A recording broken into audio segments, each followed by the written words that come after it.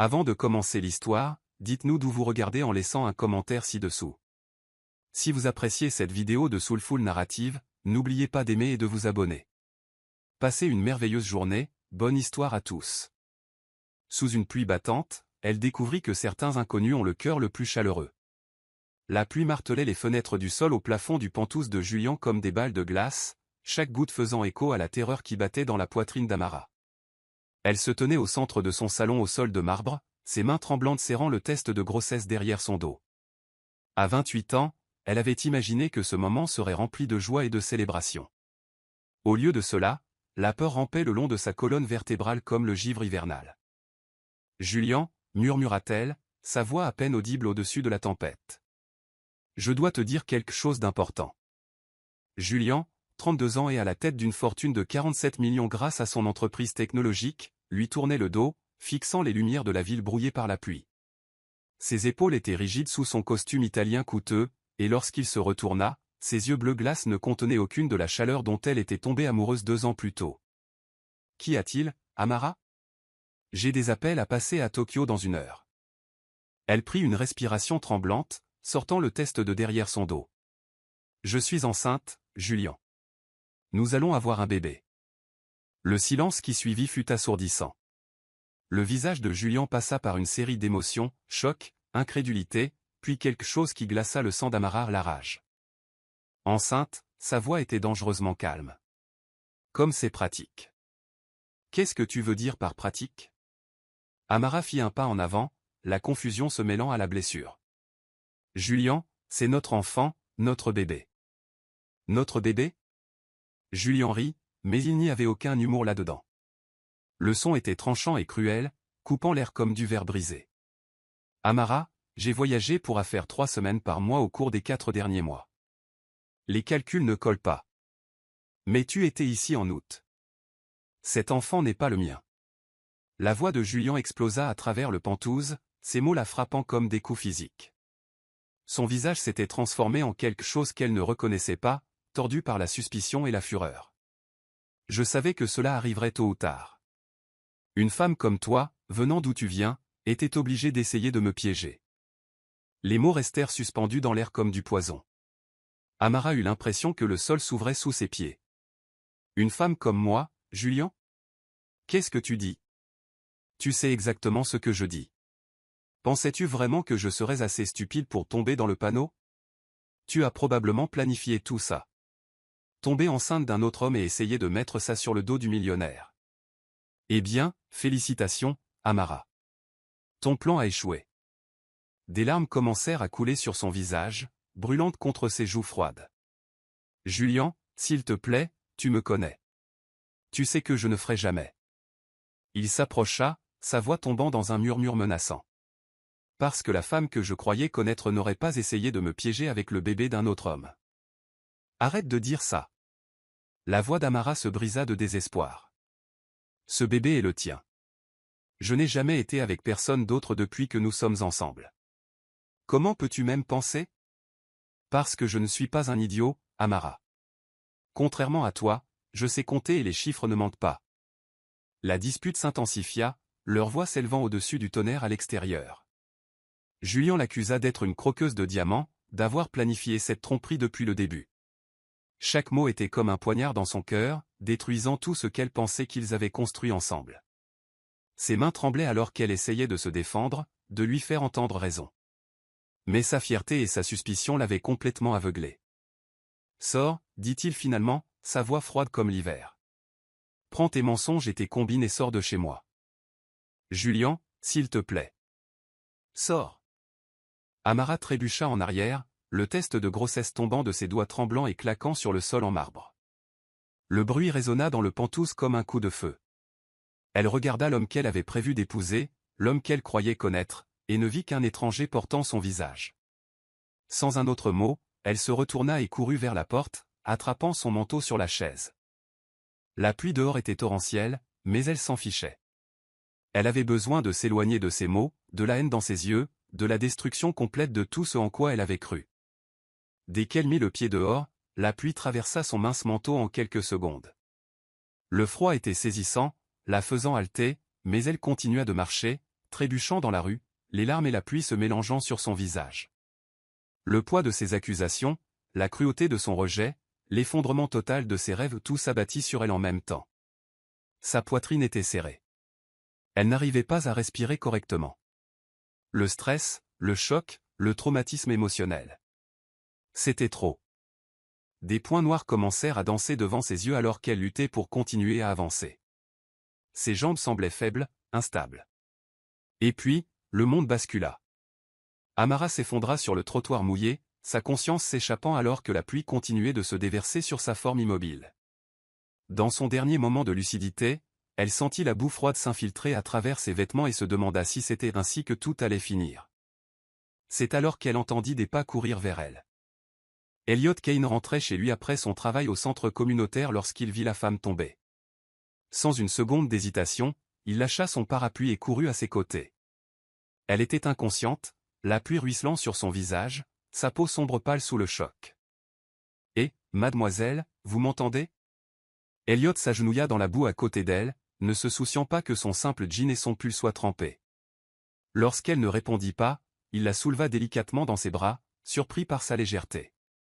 Elle était belle, même inconsciente, avec des pommettes ôtées des lèvres pleines, ses cheveux naturels plaqués contre sa tête par la pluie. Elliot la porta à travers la tempête. Sa carrure de trentenaire, renforcée par des années de travail physique qu'il n'avait pas besoin de faire mais qu'il choisissait de faire, la porta facilement.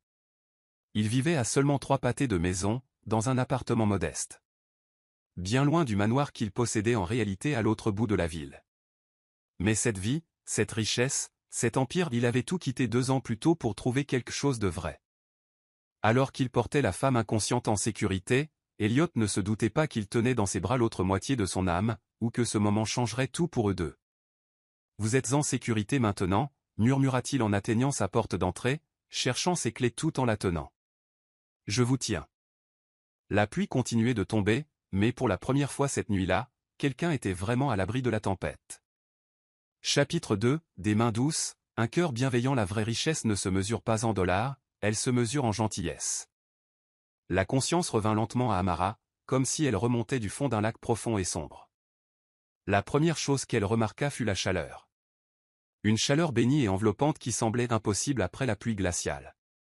La deuxième chose fut la douceur sous son corps, complètement différente du trottoir dur où elle s'était effondrée. Ses paupières papillonnèrent pour s'ouvrir et elle se retrouva allongée sur un lit propre dans une petite chambre meublée simplement.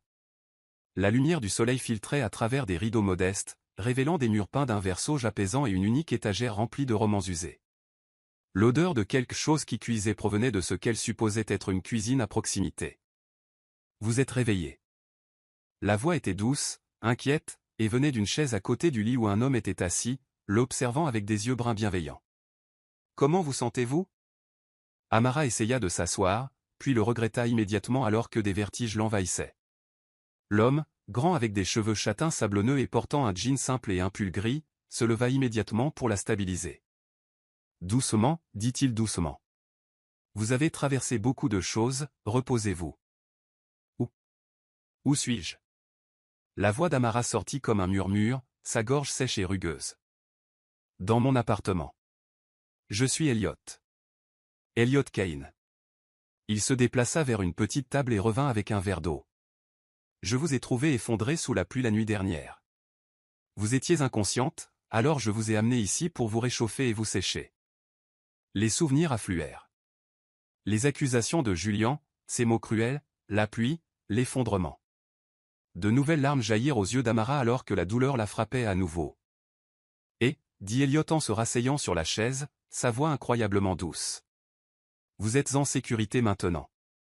Reposez-vous, ne pleurez plus. » Amara regarda cet étranger qui l'avait sauvé, le regarda vraiment pour la première fois. Il semblait avoir environ 30 ans, avec des yeux gentils et des mains calleuses qui témoignaient d'un travail honnête. Ses vêtements étaient simples mais propres, et il y avait quelque chose dans sa présence qui inspirait intrinsèquement confiance. « Pourquoi m'avez-vous aidé » demanda-t-elle en essuyant ses yeux. « Pourquoi ne l'aurais-je pas fait » La réponse d'Elliot fut immédiate, comme si la question elle-même était déroutante. « Vous aviez besoin d'aide. C'est alors qu'Amara remarqua ses vêtements de la veille suspendus sur un petit étendoir près de la fenêtre, un jean trempé et un pull encore humide bien qu'il ait été suspendu toute la nuit. Il l'avait porté à travers cette tempête sans aucune protection pour lui-même, se faisant complètement tremper pour sauver une inconnue. « Vous avez été trempé, dit-elle, la culpabilité l'envahissant. Elliot suivit son regard et haussa les épaules. Les vêtements sèches. Vous auriez pu être gravement malade dehors. La façon simple et factuelle dont il le dit, comme si risquer son propre confort pour une inconnue était la chose la plus naturelle au monde, fit fleurir quelque chose de chaud dans la poitrine d'Amara, un sentiment qu'elle avait presque oublié. Je devrais y aller, dit-elle, essayant à nouveau de s'asseoir. Je ne veux pas m'imposer. Vous ne vous imposez pas, et vous n'irez nulle part tant que vous n'aurez pas mangé quelque chose et que je ne serai pas sûr que vous allez bien. Elliot se leva, et elle aperçut un pansement frais sur sa main. Restez là. Je vais vous apporter le petit déjeuner. Votre main? Ce n'est rien, dit-il, mais elle put voir la légère grimace lorsqu'il bougea ses doigts. 10 minutes plus tard, Elliot revint avec un plateau contenant des œufs brouillés, du pain grillé, des fruits frais et du jus d'orange. Les œufs étaient légèrement brûlés sur les bords, et lorsqu'il posa le plateau, elle remarqua qu'il ménageait sa main bandée. Vous vous êtes brûlé en cuisinant, réalisa-t-elle, son cœur se serrant. Juste un peu. Elliot se rassit sur la chaise, regardant alors qu'elle prenait une bouchée timide. C'est comment? Les œufs étaient effectivement un peu trop cuits, mais ils étaient faits avec soin, et après la dévastation émotionnelle de la veille, ils avaient le goût du repas le plus réconfortant qu'elle ait jamais eu. C'est parfait, dit-elle, et elle le pensait vraiment. Elliot sourit, le premier vrai sourire qu'elle voyait de lui, et la chaleur de celui-ci atteignit ses yeux. Bien, vous avez besoin de force. Pendant qu'Amara mangeait, Elliot lui raconta qu'il travaillait dans un centre communautaire, aidant au programme périscolaire pour les enfants. Il parlait de son travail avec une véritable passion, décrivant comment il apprenait aux enfants à jardiner et les aidait à faire leurs devoirs. Il y avait quelque chose dans sa façon de parler du service aux autres qui semblait familière et pourtant entièrement étrangère à son monde de richesse et de privilèges. « Et vous » demanda doucement Elliot. « Voulez-vous parler de ce qui s'est passé la nuit dernière ?» Amara hésita, puis se retrouva à tout lui raconter sur Julian, sur la grossesse, sur les accusations et la cruauté. Elliot écouta sans jugement, son expression devenant de plus en plus préoccupée à chaque détail. Il a dit que le bébé n'était pas de lui. La voix d'Elliot portait une note d'incrédulité. Il voyage beaucoup pour affaires, et il s'est convaincu que le timing ne correspond pas. Mais c'est le cas. La main d'Amara se déplaça instinctivement vers son ventre encore plat. Je n'ai jamais été avec personne d'autre, pas depuis que nous sommes ensemble. Je vous crois, dit simplement Elliot. L'assurance immédiate et inébranlable dans sa voix remplit à nouveau les yeux d'Amara de larmes. Vous ne me connaissez même pas. J'en sais assez. Elliot se pencha en avant, ses yeux bruns sérieux. Je sais que vous dites la vérité, je peux le voir dans vos yeux. Et je sais que tout homme qui vous laisserait sous la pluie alors que vous portez son enfant est un imbécile qui ne vous mérite pas. La féroce protectivité dans sa voix les surprit tous les deux. Elliot semblait presque choqué d'avoir parlé avec autant de passion, passant une main dans ses cheveux avec embarras. Je suis désolé, dit-il. C'est juste. Ça me met en colère que quelqu'un vous ait traité de cette façon. Ne vous excusez pas, dit doucement Amara. Cela fait longtemps que personne ne m'a défendu. Après le petit déjeuner, Elliot insista pour l'emmener chez un médecin afin de s'assurer qu'elle et le bébé allaient bien après son effondrement. À la clinique, il s'assit à côté d'elle dans la salle d'attente, et quand ils appelèrent son nom, il se leva pour l'accompagner. « Vous n'êtes pas obligé, commença-t-elle. Je veux m'assurer que vous allez bien tous les deux, dit-il simplement.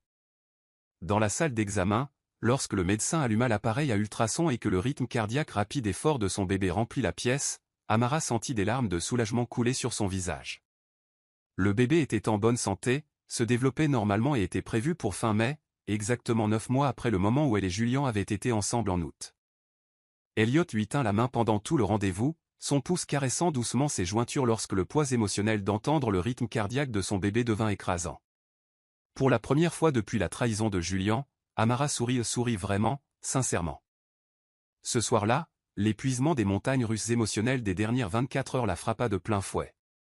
Elliot avait insisté pour qu'elle reste une nuit de plus, installant le canapé pour lui-même malgré ses protestations. Vers 2 heures du matin, Elle se réveilla d'un sommeil agité et le vit allongé sur le sol à côté de son lit, utilisant sa veste comme oreiller. « Elliot, murmura-t-elle. Je vérifiais juste que tu allais bien, chuchota-t-il en retour. Rendors-toi. Tu n'as pas à dormir par terre. Si, je le dois. Amara resta allongée dans l'obscurité, écoutant sa respiration régulière, et réalisa que cet homme, cet inconnu qui l'avait sauvé de la tempête, gardait son sommeil comme un protecteur silencieux.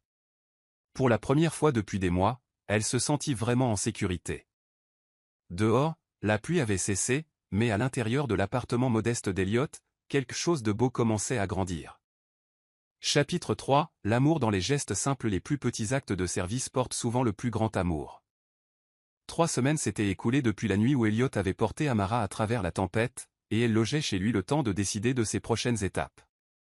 Ce qui avait commencé comme un abri temporaire devenait lentement quelque chose qu'aucun d'eux n'avait prévu, une connexion profonde et grandissante bâtie sur la gentillesse, le respect et une intimité qui n'avaient rien à voir avec le désir physique, et tout à voir avec la rencontre de 2 âmes. Chaque matin, Elliot se levait avant l'aube pour lui préparer le petit déjeuner, évitant soigneusement tout ce qui pourrait déclencher ses nausées matinales. Il avait fait des recherches sur la nutrition pendant la grossesse et s'assurait qu'elle avait des vitamines prénatales, des fruits frais et beaucoup d'eau. Quand elle protestait qu'elle pouvait cuisiner pour elle-même, il souriait et disait « Laisse-moi prendre soin de toi. Tu prends soin de quelqu'un d'autre en ce moment. » Aujourd'hui était différent, cependant. Aujourd'hui, c'était le 29e anniversaire d'Amara, et elle l'avait mentionné à Elliot seulement en passant il y a 3 jours. Elle ne s'attendait pas à ce qu'il s'en souvienne. Julian avait oublié son anniversaire l'année précédente, trop occupé par une fusion d'entreprises pour reconnaître le jour de sa naissance. Elliot était parti tôt ce matin-là pour le travail, embrassant doucement son front avant de franchir la porte. C'était un geste devenu routinier entre eux, tendre et protecteur sans franchir aucune limite. Amara s'était répété à maintes reprises que ses sentiments grandissants pour cet homme n'étaient que de la gratitude, juste la réponse naturelle à sa gentillesse en période de besoin. Mais au fond, elle savait que c'était bien plus que ça. Vers midi, Elliot rentra à la maison avec plusieurs sacs de courses, qu'il cacha rapidement dans sa chambre avant qu'elle ne puisse voir ce qu'il y avait à l'intérieur. Il semblait nerveux, excité, passant ses mains dans ses cheveux comme il le faisait quand il essayait de se donner du courage pour quelque chose. « Je pensais que nous pourrions faire une promenade cet après-midi, suggéra-t-il. Il y a un endroit que je veux te montrer. » 1 heure plus tard, il marchait à travers un champ de fleurs sauvages juste à l'extérieur de la ville. Elliot avait emprunté la voiture d'un ami pour les y conduire, et maintenant ils avançaient lentement à travers la prairie, la main d'Amara reposant légèrement sur son bras pour se soutenir. Sa grossesse se voyait maintenant, une courbe petite mais définie à son ventre qui faisait surgir les instincts protecteurs d'Elliot encore plus forts. « C'est magnifique, dit Amara, respirant le doux parfum des fleurs. Comment connaissais-tu cet endroit? Je viens ici parfois quand j'ai besoin de réfléchir, répondit Elliot. Ça m'aide à me rappeler ce qui est important. Il marchait depuis environ 20 minutes quand Amara sentit son lacet se défaire. Elle regarda ses pieds, puis son ventre grandissant, calculant la maladresse d'essayer de se pencher. Avant même qu'elle puisse tenter quoi que ce soit, Elliot était déjà agenouillé devant elle, ses mains douces nouant son lacet avec une précision minutieuse. La vue de cet homme fort et gentil agenouillé à ses pieds, prenant soin d'un besoin si simple, fit battre son cœur d'une manière qu'elle n'avait jamais connue auparavant. Aucune reine ne devrait marcher avec des lacets défaits, dit-il doucement, levant les yeux vers elle avec ses yeux bruns chaleureux. Reine? Amara rit, mais sa voix était légèrement essoufflée. Je suis loin d'être une reine. Elliot se leva lentement, son regard ne quittant jamais le sien. Tu le es pour moi. Les mots restèrent suspendus entre eux, lourds de sens. Amara sentit ses joues chauffer sous son regard intense, et pendant un moment, le reste du monde sembla disparaître. Elliot, commença-t-elle, mais il recula, passant à nouveau sa main dans ses cheveux. Viens, dit-il, sa voix légèrement plus rauque que d'habitude. Il y a plus à voir. Ils passèrent l'après-midi dans la prairie, parlant de tout et de rien. Elliot lui raconta son enfance, grandissant avec des parents qui valorisaient le service plus que la richesse. Il parla de sa décision de travailler avec les enfants parce qu'il voyait le monde avec des cœurs si purs. Amara se surprit à partager des choses qu'elle n'avait jamais dites à personne, ses rêves de devenir écrivain, ses peurs concernant la maternité, sa prise de conscience croissante que sa relation avec Julian avait été bâtie sur de mauvaises fondations. Alors que le soleil commençait à se coucher, Elliot sortit un petit paquet emballé de la poche de sa veste. « Je sais que ce n'est pas grand-chose, dit-il, soudainement timide. Mais je voulais t'offrir quelque chose pour ton anniversaire. » Amara déballa le cadeau avec des doigts tremblants. À l'intérieur se trouvait un petit journal relié en cuir avec ses initiales gravées en or sur la couverture. « Pour ton écriture, expliqua Elliot. Tu as mentionné vouloir écrire tes pensées. Peut-être écrire des histoires pour le bébé quand il ou elle sera plus grand. » Amara fixa le journal, les larmes remplissant ses yeux. Ce n'était pas cher, elle voyait bien que cela venait d'une simple librairie, pas d'une boutique de luxe, mais c'était parfait. C'était réfléchi. C'était exactement ce dont elle avait besoin. Elliot, c'est. Elle leva les yeux vers lui, luttant pour trouver les mots. C'est le plus beau cadeau que l'on m'ait jamais fait, vraiment. Elle se mit sur la pointe des pieds et embrassa sa joue, laissant ses lèvres s'attarder contre sa peau juste un moment de plus que l'amitié ne l'aurait dicté. Merci. Quand elle se recula, les yeux d'Elliot étaient sombres d'une émotion qu'elle ne pouvait pas tout à fait nommer. Sa main vint en coupe sur sa joue, son pouce caressant doucement sa peau. Amara, murmura-t-il, et elle pouvait entendre la retenue dans sa voix, le contrôle minutieux qu'il maintenait. Je sais, murmura-t-elle en retour, comprenant sa lutte intérieure. Je sais que c'est compliqué. Tu es vulnérable en ce moment. Tu es enceinte et blessée. Et je ne me suis jamais senti aussi en sécurité avec qui que ce soit de toute ma vie, termina-t-elle. Elliot, je sais que le timing n'est pas idéal, mais ce que je ressens pour toi, c'est réel. Ils restèrent là dans le champ de fleurs alors que le soleil peignait le ciel de nuances d'or et de rose, reconnaissant tout de l'amour qui grandissait entre eux, tout en reconnaissant la complexité de la situation. Ce soir-là, de retour dans l'appartement d'Elliot, Amara n'arrivait pas à dormir. La grossesse la rendait agitée, et son esprit était plein de pensées sur Elliot, sur le bébé, sur l'avenir incertain qui les attendait. Elle se leva pour prendre un verre d'eau et trouva Elliot assis à sa petite table de cuisine, lisant à la lumière d'une lampe. « Tu n'arrives pas à dormir non plus » demanda-t-il en levant les yeux de son livre. « Le bébé est actif ce soir » dit-elle en s'installant sur la chaise en face de lui. « Que lis-tu » Elliot lui montra la couverture. Un recueil de poésie de Maya Angelou. « Veux-tu que je te fasse la lecture » Parfois, la poésie aide à calmer l'esprit. Amara hocha la tête, et Elliot commença à lire. Sa voix était profonde et apaisante, et les mots de la poésie l'envahirent comme une douce marée. Alors qu'il lisait poème après poème, elle sentit son agitation s'apaiser, remplacée par un profond sentiment de paix et de contentement. Quand elle commença finalement à s'assoupir sur sa chaise, Elliot la porta au lit, l'abordant avec le même soin doux qu'il lui montrait chaque jour. « Fais de beaux rêves, Amara » murmura-t-il en embrassant son front. Juste avant que le sommeil ne la gagne, elle sentit le bébé donner un coup fort. La main d'Elliot reposait toujours sur son épaule, et elle la prit doucement, la plaçant sur son ventre juste au moment où le bébé donnait un nouveau coup. La forte inspiration d'Elliot lui dit qu'il l'avait senti. Quand elle ouvrit les yeux, elle vit des larmes couler sur son visage. « Je l'ai senti » murmura-t-il avec émerveillement. « Où je l'ai senti ?» J'ai senti le bébé bouger. Elliot, dit doucement Amara, couvrant sa main de la sienne. Je veux que tu saches, quoi qu'il arrive, peu importe comment tout cela s'arrange. Je n'oublierai jamais ta gentillesse. Je n'oublierai jamais comment tu nous as sauvés. Elliot se pencha, pressant son front contre le sien. Je vous protégerai, murmura-t-il férocement. Même si cela doit me coûter la vie, je vous protégerai tous les deux. À cet instant, allongée dans l'obscurité silencieuse, avec la main d'Elliot sur son ventre et sa promesse à ses oreilles, Amara sut avec une certitude absolue qu'elle était tombée complètement, irrévocablement amoureuse de cet homme qui avait choisi la gentillesse par-dessus tout. La question était maintenant de savoir si l'amour serait suffisant pour surmonter tous les obstacles à venir. Chapitre 4 L'amour interrompu parfois, l'amour doit attendre le moment parfait, mais le cœur ne peut pas attendre éternellement. 2 mois s'étaient écoulés depuis l'anniversaire d'Amara dans le champ de fleurs, et le petit appartement était devenu un sanctuaire d'amour grandissant et d'intimité tranquille. Amara était maintenant enceinte de 4 mois. Son ventre s'arrondissait d'une manière qui faisait surgir les instincts protecteurs d'Elliot chaque fois qu'il la regardait. Il s'était installé dans une routine d'harmonie domestique qui semblait plus précieuse que tout le luxe qu'ils avaient pu connaître, Elliot travaillant au centre communautaire pendant la journée, tandis qu'Amara écrivait dans son journal et se reposait, puis passant leur soirée à cuisiner ensemble, à lire et à parler de tout, de la philosophie à leurs rêves d'avenir. Les mois d'hiver avaient transformé leur relation d'une affection reconnaissante en quelque chose de plus profond et de plus intense. Elliot se réveillait avant l'aube juste pour regarder Amara dormir, s'émerveillant de l'expression paisible sur son visage et de la façon dont sa main trouvait toujours son chemin vers son ventre grandissant, même en rêve. Elle avait commencé à lui montrer des morceaux de son écriture, de belles histoires sincères sur les secondes chances et l'amour inattendu qui lui faisait comprendre la profondeur de son intelligence et de sa créativité d'une manière qui lui coupait le souffle. Elliot gardait une petite bague dans sa poche depuis 3 semaines maintenant. Ce n'était pas un diamant coûteux, il vivait de son salaire du centre communautaire, après tout, mais elle était belle dans sa simplicité. Un anneau en or blanc avec une petite pierre claire qui captait la lumière comme de la lumière d'étoile capturée.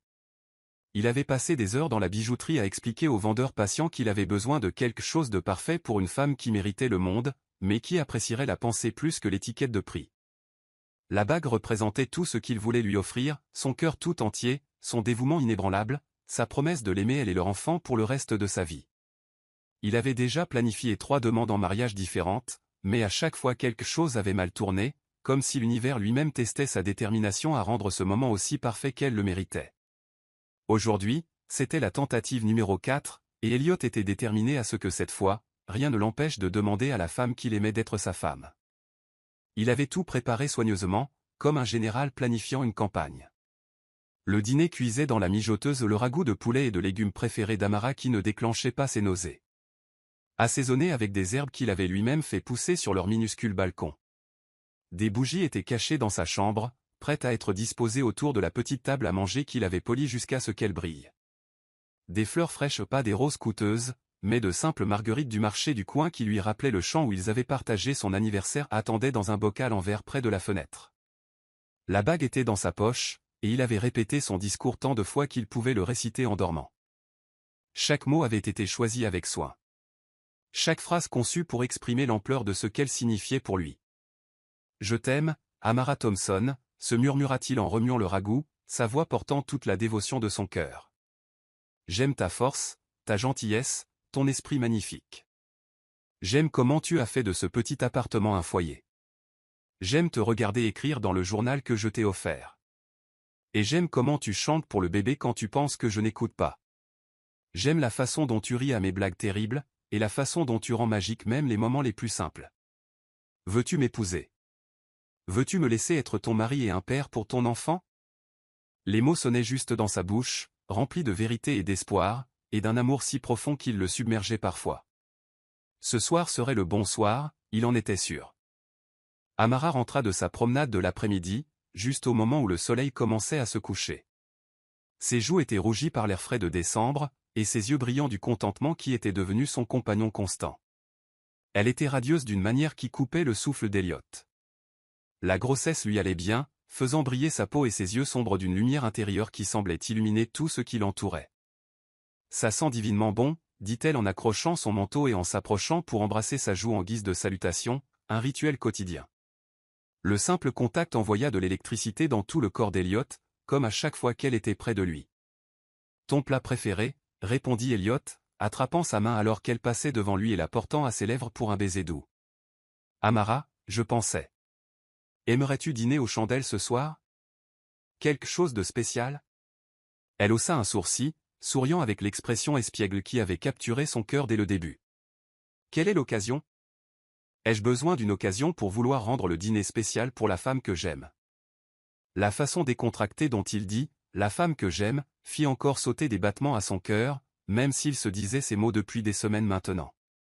L'amour entre eux avait grandi naturellement, inévitablement, comme des fleurs se tournant vers le soleil. Et pourtant, il ne perdait jamais son pouvoir de la surprendre par son intensité. « Non », dit-elle doucement, se mettant sur la pointe des pieds pour l'embrasser correctement, ses lèvres douces et chaudes contre les siennes. Pas besoin d'occasion. 1 heure plus tard, Elliot avait disposé les bougies autour de leur petite table avec la précision d'un artiste, leurs flammes vacillantes projetant des ombres dansantes sur les murs et remplissant l'appartement d'une lumière dorée et chaleureuse. Il avait servi le ragoût avec du pain frais qu'il avait pris à la boulangerie et ouvert une bouteille de cidre pétillant qui brillait comme du champagne dans leur verre dépareillé.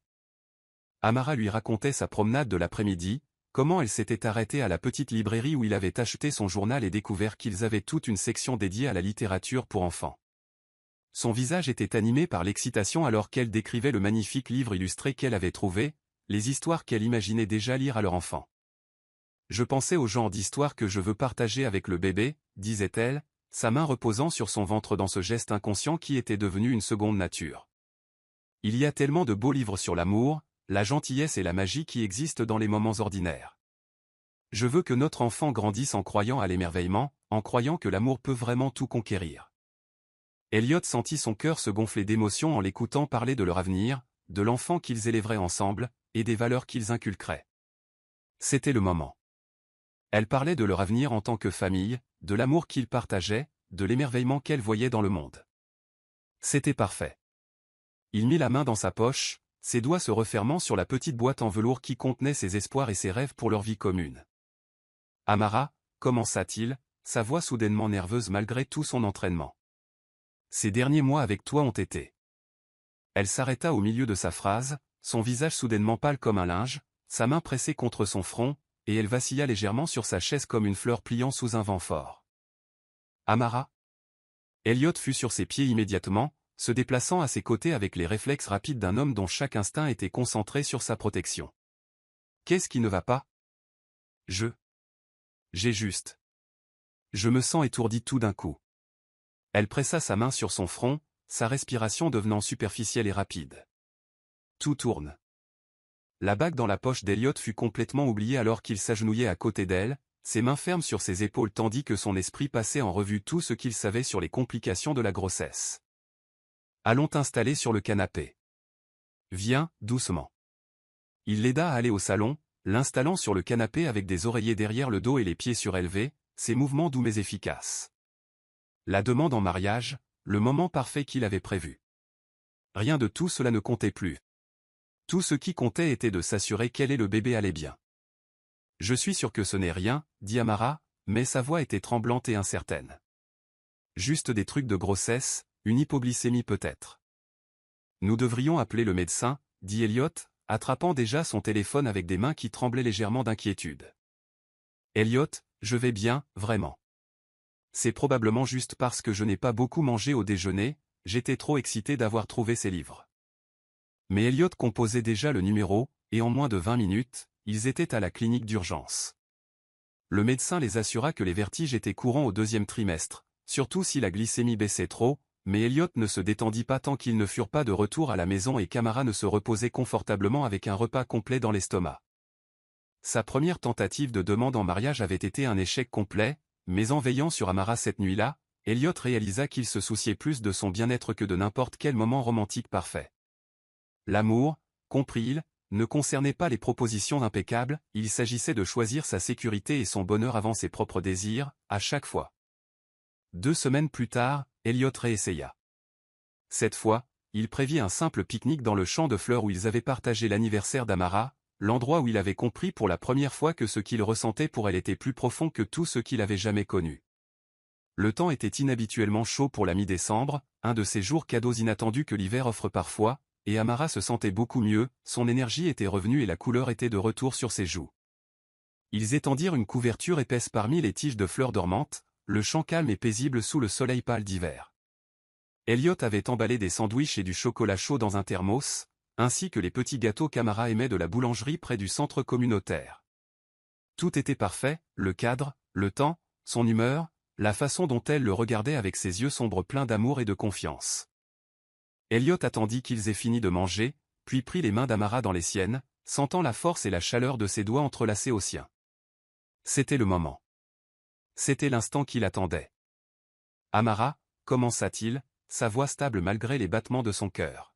« Ces derniers mois avec toi ont été les plus heureux de ma vie. »« Les miens aussi » dit-elle doucement, ses yeux scrutant son visage avec une expression d'un tel amour que cela lui coupa le souffle. « Je sais que la situation est compliquée, et je sais que nous ne sommes pas ensemble depuis très longtemps au sens traditionnel, mais ce que je ressens pour toi. » Il marqua une pause, luttant pour trouver des mots adéquats pour exprimer l'ampleur de son amour. « Je n'ai jamais rien ressenti de tel auparavant. Tu as tout changé pour moi. » Elliot, murmura-t-elle, et il put voir dans ses yeux qu'elle savait ce qui allait arriver. Je veux passer le reste de ma vie à te rendre heureuse, continua-t-il, commençant à mettre la main dans sa poche pour prendre la bague. Je veux me réveiller à tes côtés chaque matin et m'endormir en te tenant chaque soir. Je veux élever notre enfant ensemble et peut-être avoir d'autres enfants un jour. Je veux. Soudain, le bébé donna un coup avec une force surprenante et inhabituelle, faisant halter et rire Amara en même temps. Le mouvement était si fort qu'Elliot put réellement le voir à travers son pull, une silhouette claire d'un petit pied ou d'un coude pressant contre son ventre. « Oh mon Dieu !» dit-elle en pressant ses deux mains sur son ventre avec émerveillement et délice. « As-tu senti ça ?» C'était le coup le plus fort jusqu'à présent. « Elliot, mets ta main ici, je crois que le bébé essaie de dire quelque chose. » Elliot l'avait effectivement senti. Le bébé avait donné un coup juste là où sa main reposait sur son ventre, et le mouvement était si fort, si distinctement humain, que cela lui mit immédiatement les larmes aux yeux. C'était leur enfant, en bonne santé et actif, devenant plus fort chaque jour. « Il devient plus fort, » dit Elliot, sa voix pleine d'émerveillement alors qu'il sentait un autre coup puissant contre sa paume. « Ou elle, » rit Amara. Et le moment était si beau, si parfait à sa manière, qu'Elliot se surprit à rire aussi, au lieu de continuer sa demande.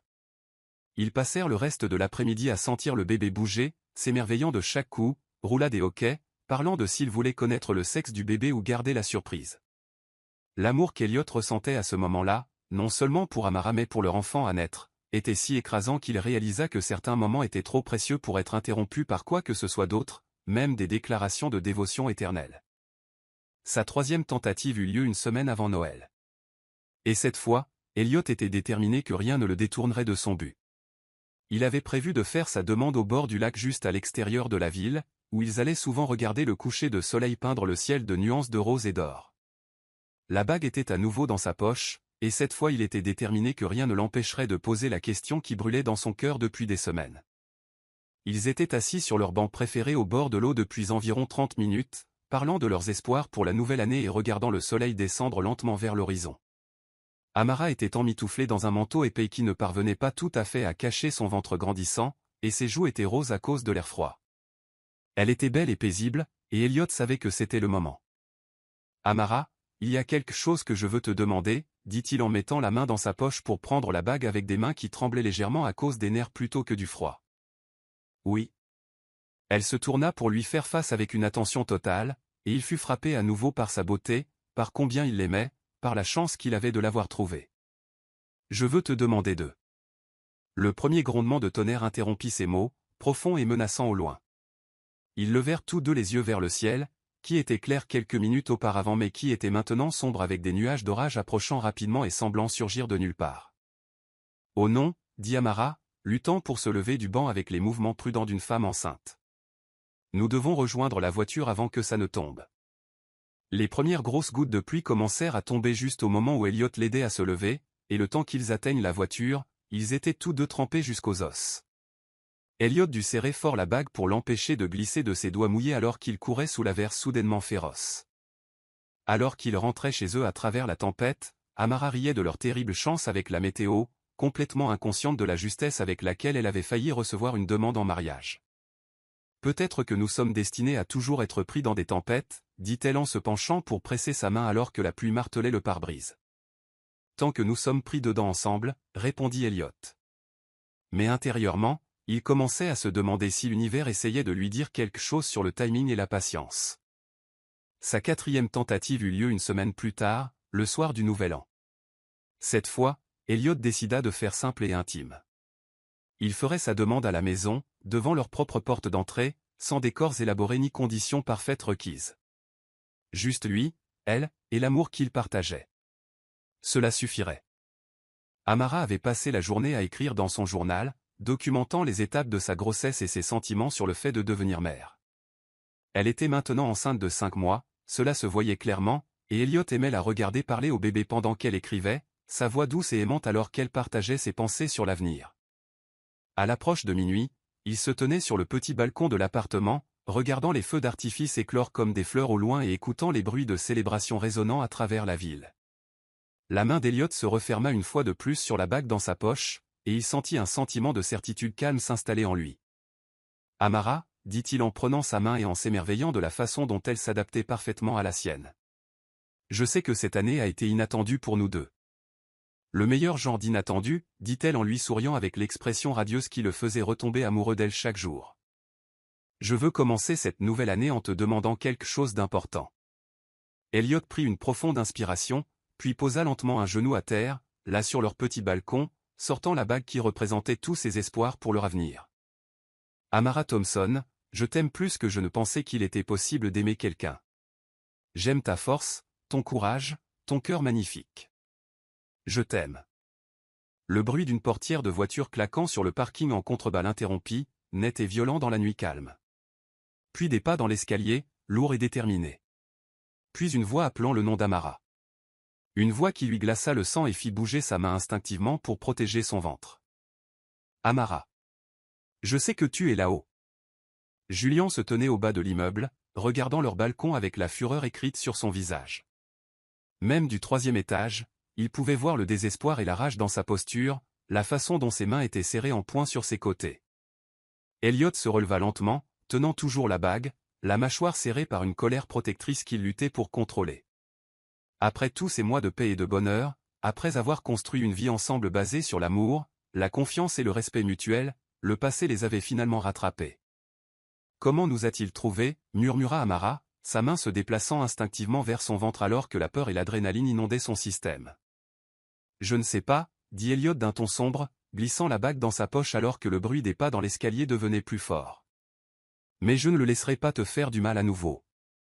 Le bruit de l'approche de Julien devenait plus insistant, plus désespéré, et Elliot réalisa que sa 4e tentative de demande en mariage était sur le point de devenir quelque chose de bien plus compliqué et dangereux qu'une simple déclaration d'amour.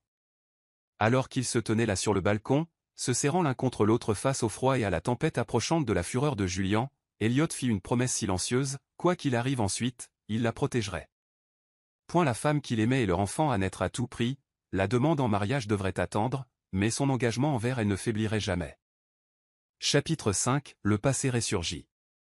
Le passé ne reste jamais enfoui quand l'orgueil refuse de le laisser reposer. Le poing de Julien martelait la porte de l'appartement avec la force d'une rage à peine contenue. Il était minuit passé, le jour de l'an, et son costume coûteux était froissé, témoignant de ce qui semblait être des heures de recherche. Ses cheveux blonds, habituellement parfaitement coiffés, étaient en désordre, et ses yeux bleu glace affichaient une intensité maniaque qui poussa Elliot à s'interposer de manière protectrice devant Amara. Le bruit résonnait dans le petit appartement comme des coups de feu, chaque impact plus violent que le précédent. Elliot pouvait voir les lumières des voisins s'allumer à travers les murs fins et entendre les plaintes étouffées provenant de l'unité voisine, mais Julien semblait inconscient de tout, sauf de son besoin désespéré d'atteindre Amara. Amara. La voix de Julien traversa la porte fine, assez forte pour réveiller tout le voisinage. Je sais que tu es là. Ouvre cette porte tout de suite. Nous devons parler. Le visage d'Amara avait pâli, sa main pressée contre son ventre comme pour protéger son enfant à naître de la violence dans la voix de Julien. Elle était enceinte de 5 mois maintenant, visiblement et magnifiquement, et la vue de sa grossesse évidente ne sembla qu'alimenter la fureur de Julien lorsqu'Elliot ouvrit enfin la porte. Vous devez partir, dit calmement Elliot, bloquant l'encadrement de la porte avec son corps. Il était légèrement plus petit que Julien mais plus large d'épaules, et il y avait une force tranquille dans sa posture qui indiquait qu'il était un homme qu'on ne déplaçait pas facilement. Qui diable êtes-vous? Le regard de Julien parcourut les vêtements simples d'Elliot, un jean et un pull qui avaient connu des jours meilleurs. De près, Elliot pouvait sentir l'alcool dans l'haleine de Julien, voir ses yeux cernés de rouge qui trahissaient des nuits sans sommeil et des recherches désespérées. C'est vous qui cachez ma fiancée? Ex-fiancée, dit Amara derrière Elliot, sa voix plus forte qu'elle ne se sentait réellement. Et je ne me cache pas. Je suis parti, Julien, il y a une différence. Julien essaya de passer outre Elliot, mais l'autre homme tint bon, son corps formant un mur de détermination silencieuse. Tu ne peux pas juste disparaître pendant 6 mois, Amara. As-tu une idée de ce que tu m'as fait subir? L'humiliation, les questions de mes partenaires commerciaux demandant où était passée ma fiancée enceinte? J'ai dû annuler 3 contrats majeurs parce que les investisseurs pensent que je ne peux pas gérer ma vie personnelle. Donc, tout tourne autour de votre réputation, observa Elliot, sa voix dangereusement calme. Ne vous avisez pas de me faire la leçon sur son bien-être. Grogna Julien, son calme se fissurant complètement. J'ai passé les 6 derniers mois à engager les meilleurs détectives privés de la ville, à vérifier les hôpitaux, les morgues, me demandant si elle était morte quelque part à cause de ce que j'avais dit. Ce ne sont pas vos affaires. Elliot étudia le visage de Julian, voyant l'angoisse véritable sous la rage. Ce n'était pas seulement de l'orgueil blessé, c'était un homme tourmenté par la possibilité que ses mots cruels aient conduit à un drame. Qu'est-ce que vous êtes, une sorte de cas social qu'elle a ramassé? Continua Julian, sa voix devenant plus désespérée. Laissez-moi deviner, vous pensez être amoureux d'elle? Vous pensez qu'elle tient vraiment à vous? Je sais qu'elle tient à moi, répondit simplement Elliot. Julian rit, mais il n'y avait aucun humour là-dedans, seulement le son amer d'un homme dont le monde s'était effondré. Oh, pauvre imbécile pathétique. Avez-vous une idée de qui elle est, d'où elle vient? Amara Thompson n'est pas une mère célibataire en difficulté qui a besoin d'être sauvée. Ça suffit, l'interrompit Amara en contournant Elliot pour faire face directement à Julian. Les mois de paix et d'amour lui avaient donné une force qu'elle ignorait posséder. Tu n'as pas le droit de lui dire qui je suis. Tu n'as plus le droit de dire quoi que ce soit sur ma vie. Pour la première fois, Julian la regarda vraiment, la vit vraiment. Elle rayonnait de santé et de bonheur, sa grossesse rendant ses courbes plus prononcées, sa peau sombre éclatante. Ses cheveux, qu'elle avait toujours portés lisses pour lui, tombaient maintenant en boucles naturelles sur ses épaules. Elle ne ressemblait en rien à la femme brisée et désespérée qui avait quitté son pantou 6 mois plus tôt. Tu es. La voix de Julian vacilla un instant, quelque chose comme du regret traversant ses traits. Tu es magnifique, Amara. Plus belle que je ne t'ai jamais vue. Elle a toujours été magnifique, dit Elliot. Vous étiez juste trop aveugle pour le voir. L'attention de Julian se reporta brusquement sur Elliot, et son expression se durcit à nouveau. Et je suppose que vous pensez être l'homme capable de prendre soin d'elle? Que faites-vous comme travail? Que pouvez-vous possiblement lui offrir? De l'amour, répondit Elliot sans hésitation. Du respect. De la loyauté. Des choses qui ne viennent apparemment pas avec votre compte en banque. L'amour ne paie pas les factures d'hôpital. L'amour ne nourrit pas un enfant. Que êtes-vous, un assistant social? Un ouvrier du bâtiment? La voix de Julian dégoulinait de mépris alors qu'il observait les mains calleuses et les vêtements simples d'Elliot. Regardez cet endroit. Une chambre, probablement 75 mètres carrés. Est-ce vraiment là que tu veux élever mon enfant? Je travaille dans un centre communautaire, dit fièrement Elliot. J'aide les enfants. Le rire de Julian fut cruel et assez fort pour résonner contre les murs. Un centre communautaire. Oh, c'est trop drôle. Amara, s'il te plaît, dis-moi que tu n'es pas sérieuse avec cet homme. Il ne peut rien te donner. Il ne peut pas subvenir à tes besoins ni à ceux du bébé. Ce n'est personne. C'est l'homme qui m'a porté à travers une tempête quand tu m'as laissé sous la pluie, dit Amara, sa voix portant une force qui surprit les deux hommes. C'est l'homme qui m'a tenu la main pendant les rendez-vous chez le médecin. C'est l'homme qui me lit de la poésie quand je ne peux pas dormir, qui cuisine pour moi tous les matins et me traite comme si j'étais précieuse. Précieuse. Le visage de Julian se tordit d'incrédulité. Amara, tu es ridicule. Tu es hormonale et émotive, tu ne penses pas clairement. Ce petit fantasme domestique que tu joues, vivre dans la pauvreté avec un homme qui gagne moins en un an que ce que je dépense en 20. Point est le moment le plus heureux de ma vie, finit-elle. Les mots frappèrent Julian comme un coup physique. Il s'attendait à la trouver en difficulté, désespérée, prête à revenir en rampant vers lui. Au lieu de cela, elle s'épanouissait d'une manière qu'il n'avait jamais vue auparavant. Le bébé, dit soudain Julian, son regard tombant sur son ventre. Sa voix se brisa sous l'émotion. Est-ce le mien? Prévu pour fin mai, confirma Amara, sa main bougeant protectrice sur son ventre. Tout comme le calcul que tu as refusé de faire il y a 6 mois te l'aurait dit. Julian fixa sa silhouette enceinte, et pendant un moment, sa façade soigneusement contrôlée se fissura complètement. 6 mois, murmura-t-il. Tu es parti depuis 6 mois. Et j'ai fait chercher des gens pour toi, des détectives privés. Je pensais qu'il t'était arrivé quelque chose. Tu pensais que j'étais morte, demanda Amara, et il y avait quelque chose dans sa voix qui aurait pu être de la douleur. Je pensais. Julian passa ses mains dans ses cheveux, paraissant soudain plus vieux que ses 32 ans. Je ne sais pas ce que je pensais. J'étais en colère et effrayé, et j'ai dit des choses que je n'aurais pas dû dire. Mais Amara, ceci. Il désigna le modeste appartement avec un véritable désespoir. Ce n'est pas la vie que tu es censé avoir. Comment saurais-tu quelle vie je suis censé avoir, demanda-t-elle. Tu n'as jamais pris la peine de me demander ce que je voulais quand nous étions ensemble. Je t'ai tout donné. Des bijoux, des vêtements, des voyages à Paris.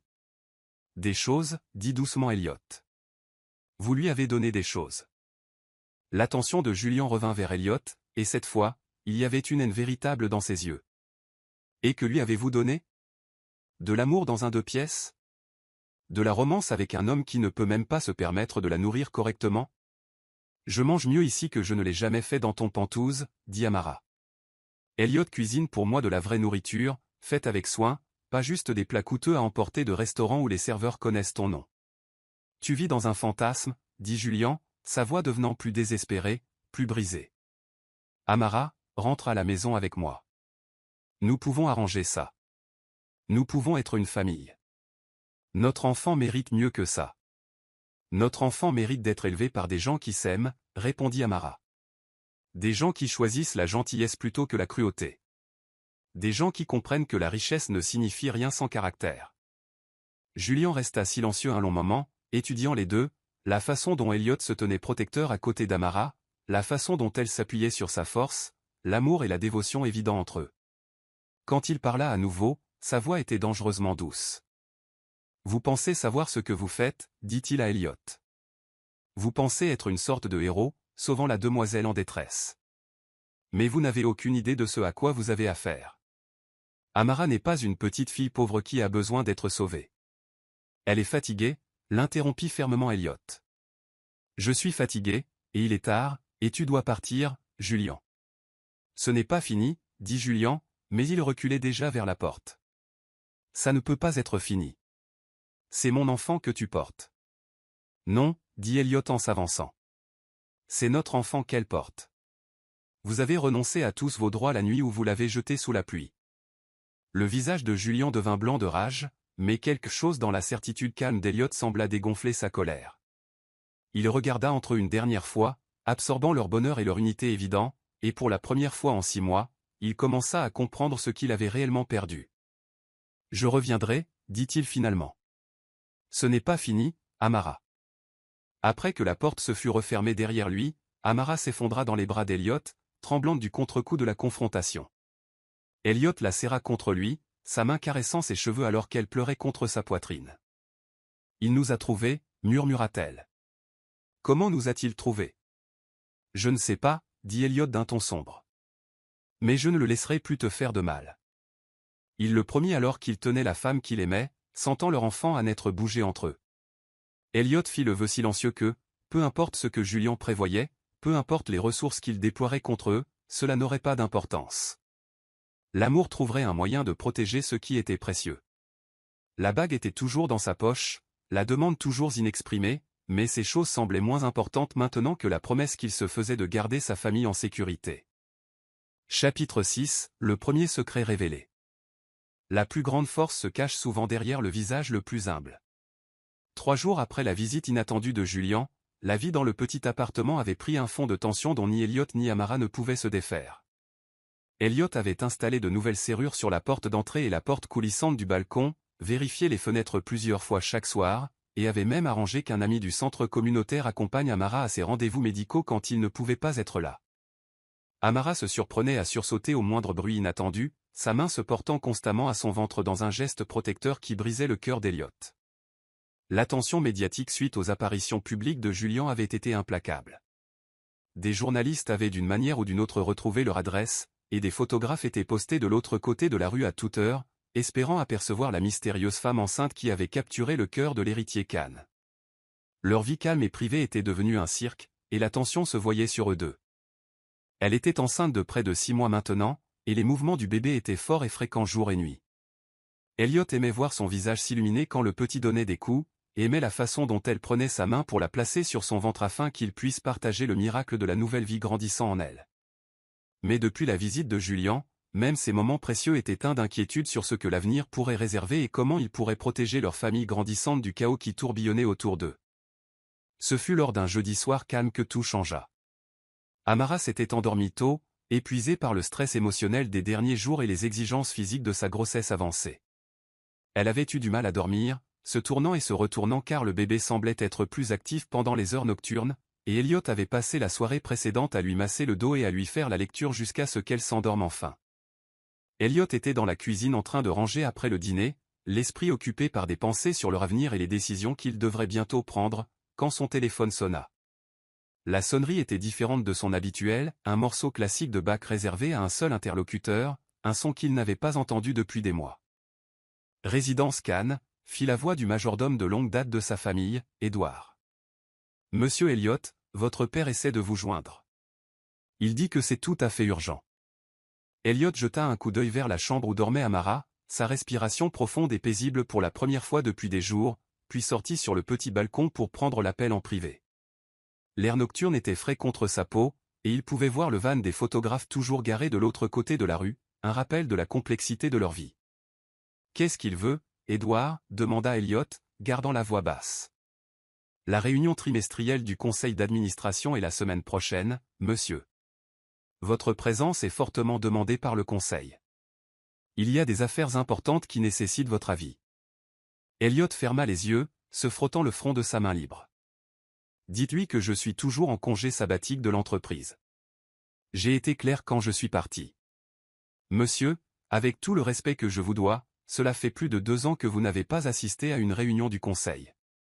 Les autres directeurs posent des questions pointues sur votre engagement envers l'entreprise familiale.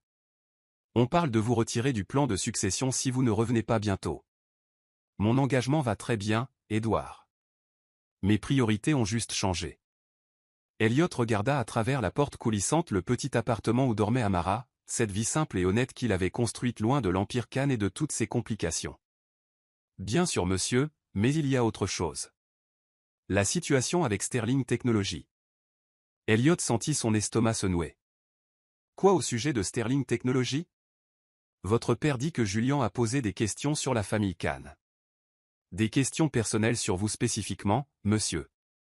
Il a posé des questions sur vos allées et venues, votre situation de vie actuelle. » Les implications frappèrent Elliot comme un coup physique. Si Julian enquêtait sur lui, ce n'était qu'une question de temps avant qu'il ne découvre la vérité sur l'identité d'Elliot. Et si Julian savait, il utiliserait cette information comme une arme. « Dois-je dire à votre père que vous assisterez à la réunion du conseil » demanda Édouard diplomatiquement. Elliot regarda à travers la porte coulissante le petit appartement où dormait Amara. Puis il pensa aux menaces de Julian, aux ressources qu'un millionnaire comme Julian pouvait déployer contre eux, au cirque médiatique qui rendait déjà leur vie difficile. « Oui, » dit Elliot doucement. « Dites-lui que je serai là. » Après avoir raccroché, Elliot resta longtemps sur le balcon, regardant le quartier modeste qu'il avait fini par appeler sa maison. Demain, il devrait retourner dans le monde qu'il avait quitté, le monde des conseils d'administration, des costumes d'affaires et des décisions affectant des milliers de personnes et des milliards de dollars. Mais ce soir, il était encore juste Elliot, l'employé du centre communautaire amoureux d'une femme enceinte qui pensait qu'il survivait avec un salaire de 30 000 $ par an. Le poids de sa tromperie pesait sur lui comme un fardeau physique. Pendant 2 ans, il avait vécu honnêtement dans cette vie simple, mais les fondations de sa relation avec Amara étaient bâties sur un mensonge, ou du moins sur une omission de vérité soigneusement construite. Comment pourrait-il expliquer que tout ce qu'elle croyait sur leur situation financière était faux? Comment pourrait-il lui dire que l'homme qu'elle croyait lutter pour joindre les deux bouts valait en réalité plus d'argent qu'elle ne pouvait l'imaginer? Il était tellement perdu dans ses pensées qu'il n'entendit pas Amara se réveiller, ne réalisa pas qu'elle était venue le chercher jusqu'à ce qu'elle se tienne dans l'embrasure de la porte du balcon, sa silhouette à contre-jour de la douce lumière de l'appartement. « Elliot, est-ce que tout va bien ?» Sa voix était douce de sommeil, et elle portait l'un de ses pulls surdimensionnés par-dessus son pyjama, sa main posée sur son ventre arrondi. Il se tourna, affichant un sourire qui lui sembla forcé à lui-même. « Tout va bien. Tu devrais dormir. Je t'ai entendu parler à quelqu'un. » Amara s'avança sur le balcon, et Elliot bougea immédiatement pour l'entourer de ses bras par derrière, ses mains se posant sur son ventre où le bébé bougeait sans cesse. « Le travail, dit-il. Quelque chose comme ça. » Le mensonge avait un goût amer dans sa bouche, mais il ne pouvait pas se résoudre à lui dire la vérité, pas encore, pas quand elle était déjà stressée et inquiète des menaces de Julian. Ils restèrent dans un silence confortable pendant quelques minutes. Elliot respirait l'odeur de ses cheveux et essayait de mémoriser ce moment paisible.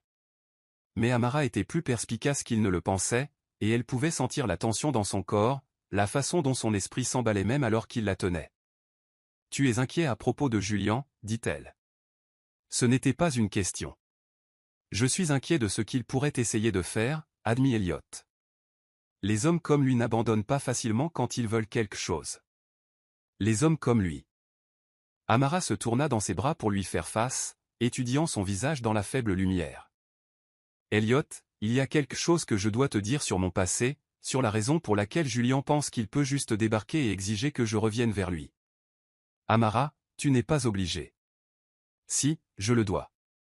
Elle prit ses mains dans les siennes, ses yeux sombres sérieux et remplis d'un mélange d'amour et de peur.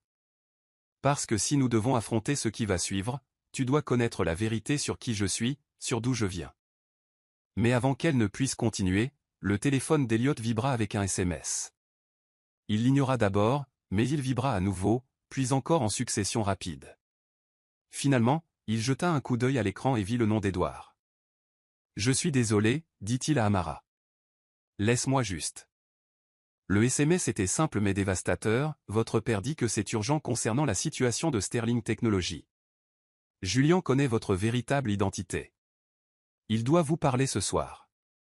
Elliot sentit le sang se retirer de son visage alors que les pleines implications le frappaient. Sterling Technologies, l'entreprise de Julian. Son père connaissait Julian d'une manière ou d'une autre, ce qui signifiait que le monde de l'entreprise et sa vie personnelle étaient sur le point d'entrer en collision d'une manière qu'il n'avait jamais imaginé possible. Elliot ? La voix d'Amara semblait venir de très loin. Tu as l'air d'avoir vu un fantôme. Le téléphone sonnait dans sa main maintenant, et cette fois ce n'était pas Edward qui appelait, c'était son père directement. Victor Kane, PDG de Kane International, un homme à qui Elliot n'avait pas parlé depuis 3 mois, et à qui il avait espéré ne pas parler pendant 3 autres.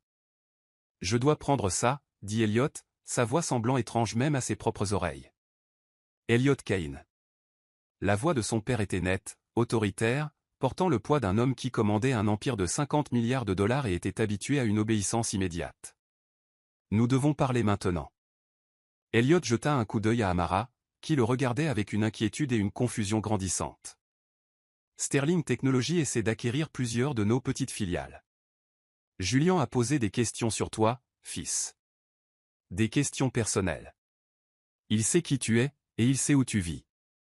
Il prépare quelque chose, et nous devons discuter de notre stratégie de réponse immédiatement. Le sang d'Elliot se glaça alors que l'ampleur du plan de Julian devenait claire. Quel genre de questions ? Le genre qui suggère qu'il prépare quelque chose de désagréable pour toi et la jeune femme avec qui tu vis. Nous devons discuter des mesures de protection et des options juridiques ce soir. Je te rappelle, dit Elliot, mettant fin à l'appel avant que son père ne puisse répondre. Amara le fixait maintenant, ses mains pressées contre son ventre comme pour protéger le bébé de la révélation qui arrivait. Elle avait entendu suffisamment de la conversation pour savoir que quelque chose de fondamental venait de basculer dans leur monde. Elliot, dit-elle lentement, sa voix à peine au-dessus d'un murmure. Qui était-ce, et pourquoi t'ont-ils appelé Elliot Kane ? Il n'y avait plus moyen de se cacher maintenant, plus moyen de continuer à vivre la vie simple qu'il avait construite loin de l'empire familial. Julian avait brisé ce morceau, tout aussi sûrement qu'il avait brisé tout le reste dans la vie d'Amara, et maintenant Elliot allait devoir affronter les conséquences de sa tromperie. C'était mon père, dit Elliot doucement, sa voix lourde du poids des secrets qu'il ne pouvait plus garder. Victor Kane, PDG de Kane International. Le nom frappa Amara comme un coup physique, et elle recula réellement, sa main cherchant le cadre de la porte pour se stabiliser. Tout le monde connaissait Kane International. C'était l'une des plus grandes entreprises du pays, avec des intérêts dans tout, de la technologie aux énergies renouvelables en passant par le développement immobilier. C'était un empire qui employait des centaines de milliers de personnes et influençait les marchés mondiaux. Kane International, murmura-t-elle, sa voix à peine audible. Elliot, cette entreprise vaut 53 milliards de dollars au dernier trimestre, finit Elliot, le chiffre tombant de ses lèvres comme une pierre. Et mon père veut que je prenne la relève en tant que PDG quand il prendra sa retraite l'année prochaine. Amara s'affaissa sur l'une des petites chaises du patio, son esprit vacillant alors qu'elle essayait de traiter cette information. Tu es milliardaire. Techniquement, oui. Bien que je n'ai pas touché à l'argent depuis plus de 2 ans. J'ai vécu entièrement sur mon salaire du centre communautaire. Mais tu travailles dans un centre communautaire. Tu vis dans ce minuscule appartement, tu cuisines le petit déjeuner sur une plaque chauffante qui marche à peine. Sa voix s'éteignit alors qu'elle essayait de concilier l'homme qu'elle pensait connaître avec cette révélation. Parce que je voulais apprendre à vivre sans tout ça, dit Elliot, s'agenouillant devant sa chaise et prenant ses mains dans les siennes. Parce que je voulais comprendre ce que signifiait servir les autres au lieu de seulement les commander. Parce que je voulais trouver quelqu'un qui pourrait m'aimer pour qui je suis, pas pour ce que j'ai. Amara le fixa, cet homme qu'elle pensait connaître complètement, et réalisa que tout ce qu'elle croyait sur leur relation avait été construit sur une fondation qu'elle ne comprenait pas. « Tu m'as menti, dit-elle, sa voix à peine au-dessus d'un murmure. Et la douleur dans ses mots coupa Elliot plus profondément que n'importe quelle blessure physique n'aurait pu le faire. « Non, dit fermement Elliot, ses mains se resserrant sur les siennes. J'ai vécu la vie que j'ai choisie. L'argent, l'entreprise, l'empire, c'est mon héritage, pas mon identité. Tout ce que je t'ai montré, tout ce que je t'ai donné, c'est qui je suis vraiment. L'argent n'est qu'une circonstance. Mais Elliot, tu as des milliards de dollars. Tu aurais pu nous donner n'importe quoi, tout. Parce que je voulais gagner ton amour, l'interrompit-il, sa voix passionnée et désespérée. Pas l'acheter. Parce que j'ai vu ce que l'argent fait aux relations, comment il corrompt tout ce qu'il touche. Le mariage de mes parents a été détruit par la richesse et le pouvoir. Je ne voulais pas ça pour nous. Amara resta silencieuse un long moment, traitant cette révélation et toutes ses implications.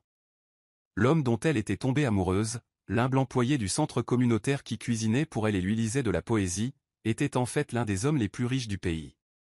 Tout ce qu'elle pensait savoir sur leur vie ensemble était soudain remis en question. Finalement, elle leva les yeux vers lui avec des larmes aux yeux, mais il y avait aussi autre chose, une compréhension grandissante, peut-être même du soulagement. Donc, quand Julien a dit que tu n'étais personne, dit-elle lentement, tu es en fait l'un des hommes les plus riches du pays. Et son plus grand rival commercial, bien qu'il ne le sache pas jusqu'à maintenant, confirma Elliot. Les implications de cette révélation les frappèrent tous les deux en même temps, comme un éclair. Julien, magnate de la tech millionnaire, venait de déclarer la guerre à un homme qui pouvait acheter et vendre toute son entreprise sans sourciller. Le personnel était devenu politique, et les enjeux venaient de s'élever au-delà de tout ce qu'aucun d'eux n'avait imaginé.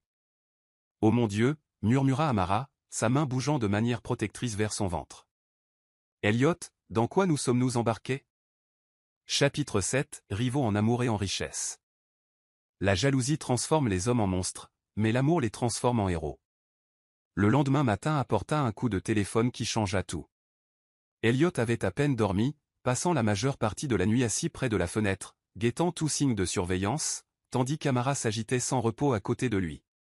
La révélation de sa véritable identité avait créé une tension entre qu'aucun des deux ne savait comment aborder, et l'intimité confortable qu'ils avaient construite au cours des 6 derniers mois semblait soudain fragile.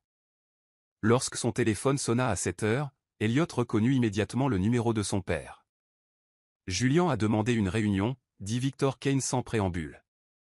Ce matin. Il sait qui tu es, et il veut discuter de ce qu'il appelle un arrangement mutuellement bénéfique. » « Quel genre d'arrangement ?» demanda Elliot, passant dans la cuisine pour ne pas réveiller Amara. « Le genre où il récupère son ex-fiancée enceinte, et nous évitons ce qu'il appelle un scandale embarrassant sur l'héritier Kane vivant dans la pauvreté avec la femme d'un autre homme. » La prise d'Elliot se resserra sur le téléphone. Il menace de rendre ça public ? Il semble bien. L'action de Sterling Technologies est en difficulté depuis qu'il a perdu plusieurs contrats majeurs le trimestre dernier. Il a besoin d'une distraction de ses échecs commerciaux, et apparemment une histoire sur un triangle amoureux secret de milliardaires est exactement le genre de sensation médiatique qu'il recherche. Elliot ferma les yeux, sentant le poids de l'empire familial retomber sur ses épaules. C'était exactement ce qu'il avait voulu éviter, sa vie personnelle s'en mêlant dans la guerre d'entreprise et les cauchemars de relations publiques. « Que veux-tu que je fasse ?» demanda-t-il. « Rentre à la maison, dit simplement son père. Prends ta place dans l'entreprise. Laisse-nous gérer Sterling comme nous gérons toutes les menaces contre la famille Kane. » Et Amara. Il y eut une pause à l'autre bout du fil. « Fils, je suis sûr que c'est une femme charmante, mais tu as des responsabilités qui sont plus grandes qu'une seule relation.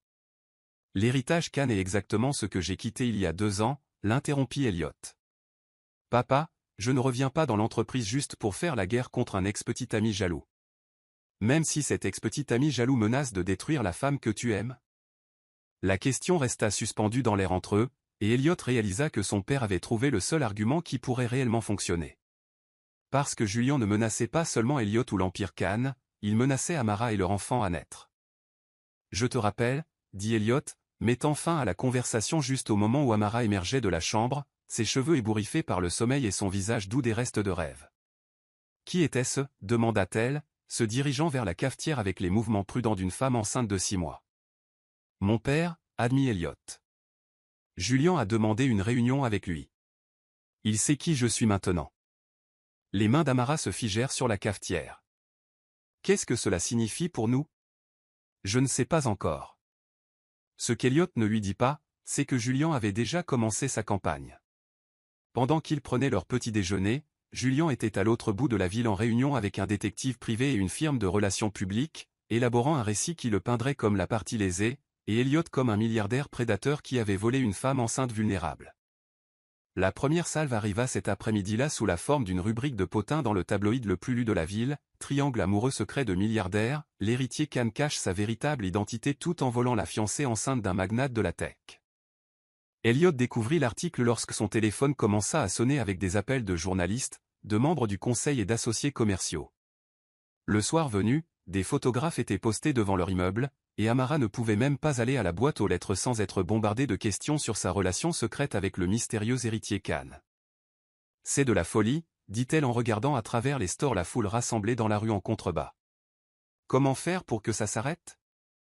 Elliot faisait les 100 pas dans le petit salon, son téléphone vibrant constamment d'appels auxquels il refusait de répondre. La vie paisible qu'ils avaient construite était en train d'être déchirée, et il n'y avait rien qu'ils puissent faire pour la protéger du chaos que son identité avait apporté dans leur monde. « Nous ne pouvons pas, dit-il finalement. Tant que Julian alimentera les médias en histoire. Alors, qu'est-ce qu'on fait? Avant qu'Elliot ne puisse répondre, son téléphone sonna à nouveau. Cette fois ce n'était pas son père ou un journaliste, c'était Edward, le majordome de la famille. Monsieur Elliot. La voix d'Edward était urgente. Vous devez savoir que Monsieur Sterling a fait des enquêtes sur Mademoiselle Thompson. Des enquêtes personnelles, vérification des antécédents, dossiers financiers, histoire familiale. Quel genre d'histoire familiale, demanda Elliot, bien que quelque chose dans ses tripes lui disait qu'il connaissait déjà la réponse.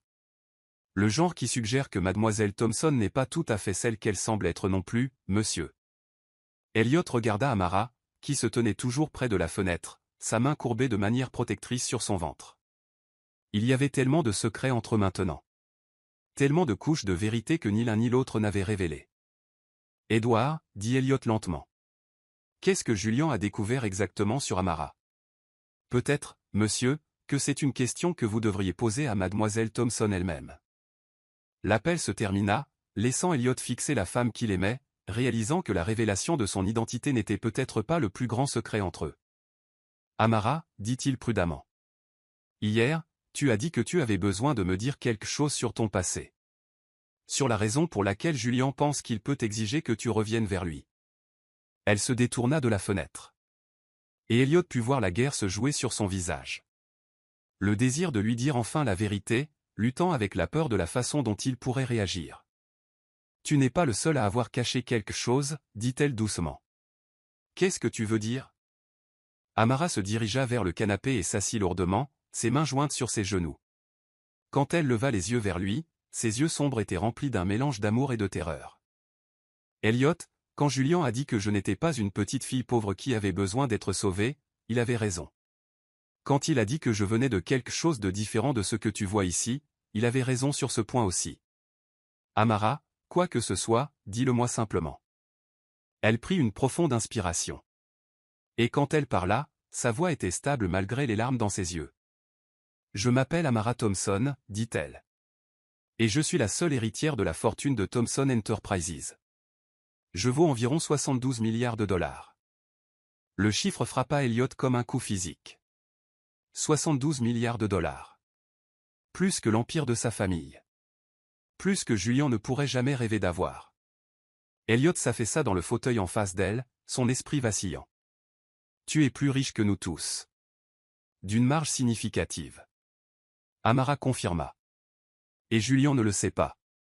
Personne ne le sait à part mes avocats et mes conseillers financiers. Je vis sur une allocation de fonds fiduciaires depuis mes 18 ans. Mais l'héritage complet me revient quand j'aurai 30 ans l'année prochaine. Elliot la fixa. Cette femme qu'il pensait avoir protégée et dont il avait subvenu aux besoins. Et il réalisa qu'elle aurait pu acheter et vendre toute sa vie sans une seconde pensée. « Pourquoi ne me l'as-tu pas dit ?» demanda-t-il. « Pour la même raison que tu ne m'as pas parlé de Kane International, dit-elle. Parce que je voulais être aimé pour qui je suis. Pas pour ce que j'ai. Parce que j'ai vu ce que ce genre d'argent fait aux gens. Comment ça les change. Mes parents sont morts dans un accident de voiture quand j'avais 16 ans. Et chaque relation que j'ai eue depuis lors a été entachée par ce que les gens voulaient de moi plutôt que ce qu'ils ressentaient pour moi. Alors quand j'ai rencontré Julian, il pensait que j'étais juste une autre belle femme qu'il pouvait impressionner avec ses millions. Je ne lui ai jamais dit la vérité parce que je voulais voir s'il pouvait m'aimer sans savoir ce que je valais. » La voix d'Amara se brisa légèrement. Il s'avère qu'il ne pouvait même pas faire ça. Elliot resta silencieux un long moment, traitant cette révélation. Finalement, il leva les yeux vers elle avec quelque chose qui aurait pu être de l'admiration. « Donc, quand Julian a essayé de t'humilier pour l'avoir quitté, dit-il lentement, quand il a dit que tu vivais en dessous de ton rang avec un employé de centre communautaire. Je m'encanaillais en fait avec un milliardaire tout en valant plus que vous deux réunis, finit Amara avec un rire tremblant. L'absurdité de la situation, 2 milliardaires prétendant être des gens ordinaires tout en se battant pour une femme qui était secrètement plus riche que d'eux les frappa tous les deux en même temps. Elliot commença à rire le premier, puis Amara le rejoignit. Et bientôt ils étaient tous deux effondrés sur le canapé, se tenant l'un l'autre, et riant jusqu'à ce que les larmes coulent sur leurs visages. « Nous sommes des idiots, dit Elliot en embrassant son front. Nous sommes des idiots absolus. Les idiots les plus riches de la ville, convint Amara. Mais leur rire s'estompa alors que la réalité de la situation s'imposait. Julian menait une guerre de relations publiques contre eux, ne sachant pas qu'il combattait en fait 2 personnes qui pouvaient le détruire financièrement sans verser une goutte de sueur. « Qu'est-ce qu'on fait maintenant » demanda Amara. Elliot la regarda vraiment, et vit non pas une héritière milliardaire, mais la femme qu'il avait sauvée d'une vie de privilèges vides, tout aussi sûrement qu'il l'avait sauvée de la pluie, la femme portant son enfant, la femme qu'il aimait plus que sa propre vie. Maintenant, dit-il, nous arrêtons de nous cacher l'un de l'autre, de Julian, du monde. Et nous lui montrons ce que signifie vraiment faire la guerre aux gens que nous aimons. Dehors, les photographes continuaient leur veille, attendant le prochain chapitre de ce qu'ils pensaient être un simple triangle amoureux. Ils n'avaient aucune idée qu'ils étaient sur le point d'assister à la collision de 3 des plus grandes fortunes du pays, avec l'amour et la famille dans la balance. Chapitre 8, le second secret révélé. Le pouvoir n'est pas ce que vous avez, c'est ce que vous choisissez d'en faire. La grande salle de bal de l'hôtel Méridien n'avait jamais accueilli un événement tout à fait comme celui-ci. Des lustres en cristal projetaient des ombres dansantes sur les sols en marbre, tandis que 500 des figures les plus puissantes de l'industrie technologique se mêlaient sous des plafonds vertigineux peints de chefs-d'œuvre de la Renaissance. Le gala annuel de l'innovation technologique réunissait milliardaires, célébrités et politiciens. Mais cette année, l'attention n'était pas sur les dernières percées technologiques. Au lieu de cela, chaque conversation semblait tourner autour du scandale qui avait dominé les gros titres la semaine passée, le triangle amoureux entre Julian, le mystérieux héritier Khan, et la femme coincée entre eux. Amara se tenait devant son miroir en pied dans la suite pentouse où Elliot avait insisté pour qu'il déménage pour des raisons de sécurité, ajustant la robe bleu nuit fluide qui accommodait sa grossesse de 6 mois et demi. La robe était un chef-d'œuvre de design, une soie qui semblait scintiller comme la lumière des étoiles liquides avec des perles complexes qui captaient la lumière à chaque respiration. Elle avait coûté plus cher que les voitures de la plupart des gens. Mais cela en valait la peine pour la façon dont elle la faisait se sentir puissante, belle, et prête pour la bataille. Derrière elle, le reflet d'Elliot apparut dans le miroir comme quelque chose sorti d'un conte de fées. Il était dévastateur dans son smoking noir, le tissu parfaitement taillé à ses larges épaules et à sa silhouette svelte. La transformation de l'employé de centre communautaire en héritier milliardaire était complète, mais la gentillesse dans ses yeux bruns restait inchangée. « Tu n'es pas obligé de faire ça, » dit Elliot, ses mains se posant doucement sur ses épaules. « Nous pourrions gérer ça en privé. Mes avocats pourraient faire signer à Julian un accord de non-divulgation. Le payer assez pour disparaître tranquillement. »« Non, » dit Amara fermement, se tournant pour lui faire face. Le mouvement envoya des ondulations à travers la soie de sa robe, et elle vit le souffle d'Elliot se couper alors qu'il admirait sa pleine beauté. Julian a rendu ça public. Il voulait un spectacle médiatique, et c'est exactement ce qu'il va obtenir. Mais cette fois, c'est moi qui écris le scénario. Le plan qu'ils avaient élaboré au cours des 3 derniers jours était élégant dans sa simplicité. Julien s'attendrait à ce qu'ils se cachent, qu'ils évitent l'œil du public, tandis que le scandale faisait rage dans les tabloïds et les rubriques de potins. Au lieu de cela, ils allaient entrer dans l'événement le plus médiatisé de l'année et contrôler le récit eux-mêmes. Ce soir, les personnes les plus puissantes du pays apprendraient exactement qui était vraiment Amara Thompson. Elliott avait officiellement repris son poste chez Kane International il y a 2 jours, envoyant des ondes de choc à travers le monde des affaires. Le retour de l'héritier prodigue avait fait l'objet d'innombrables articles, dont la plupart le peignaient comme un milliardaire excentrique qui s'était encanaillé dans la pauvreté pour son propre amusement. Le marché boursier avait réagi positivement à son retour, les actions de Kane International bondissant de 12% en une seule journée. La voiture attend, dit Elliott, lui offrant son bras avec le geste galant qui était devenu une seconde nature pour lui. Alors allons écrire l'histoire, répondit Amara. Elle le pensait vraiment. Le trajet jusqu'à l'hôtel fut une étude en tension contrôlée. L'équipe de sécurité d'Elliott avait dégagé la route, leur SUV noir créant un convoi protecteur à travers les rues de la ville. Les photographes bordaient les trottoirs, espérant apercevoir le couple mystérieux, mais les vitres teintées ne révélaient rien. Ils entrèrent par une entrée privée pour éviter les foules de journalistes campant devant les portes principales. Mais l'évitement n'était pas le plan, c'était simplement une stratégie. Au moment où ils entrèrent dans la salle de bal, les conversations s'arrêtèrent. 500 paires d'yeux se tournèrent pour regarder l'héritier Kane et sa mystérieuse compagne enceinte, les sujets d'une semaine de potins et de spéculations, marchant audacieusement dans la fosse aux lions. Le bruit des déclencheurs d'appareils photo fut comme un tir de mitraillette, alors que les photographes mondains capturaient chaque angle, chaque expression, chaque détail subtil de leur arrivée.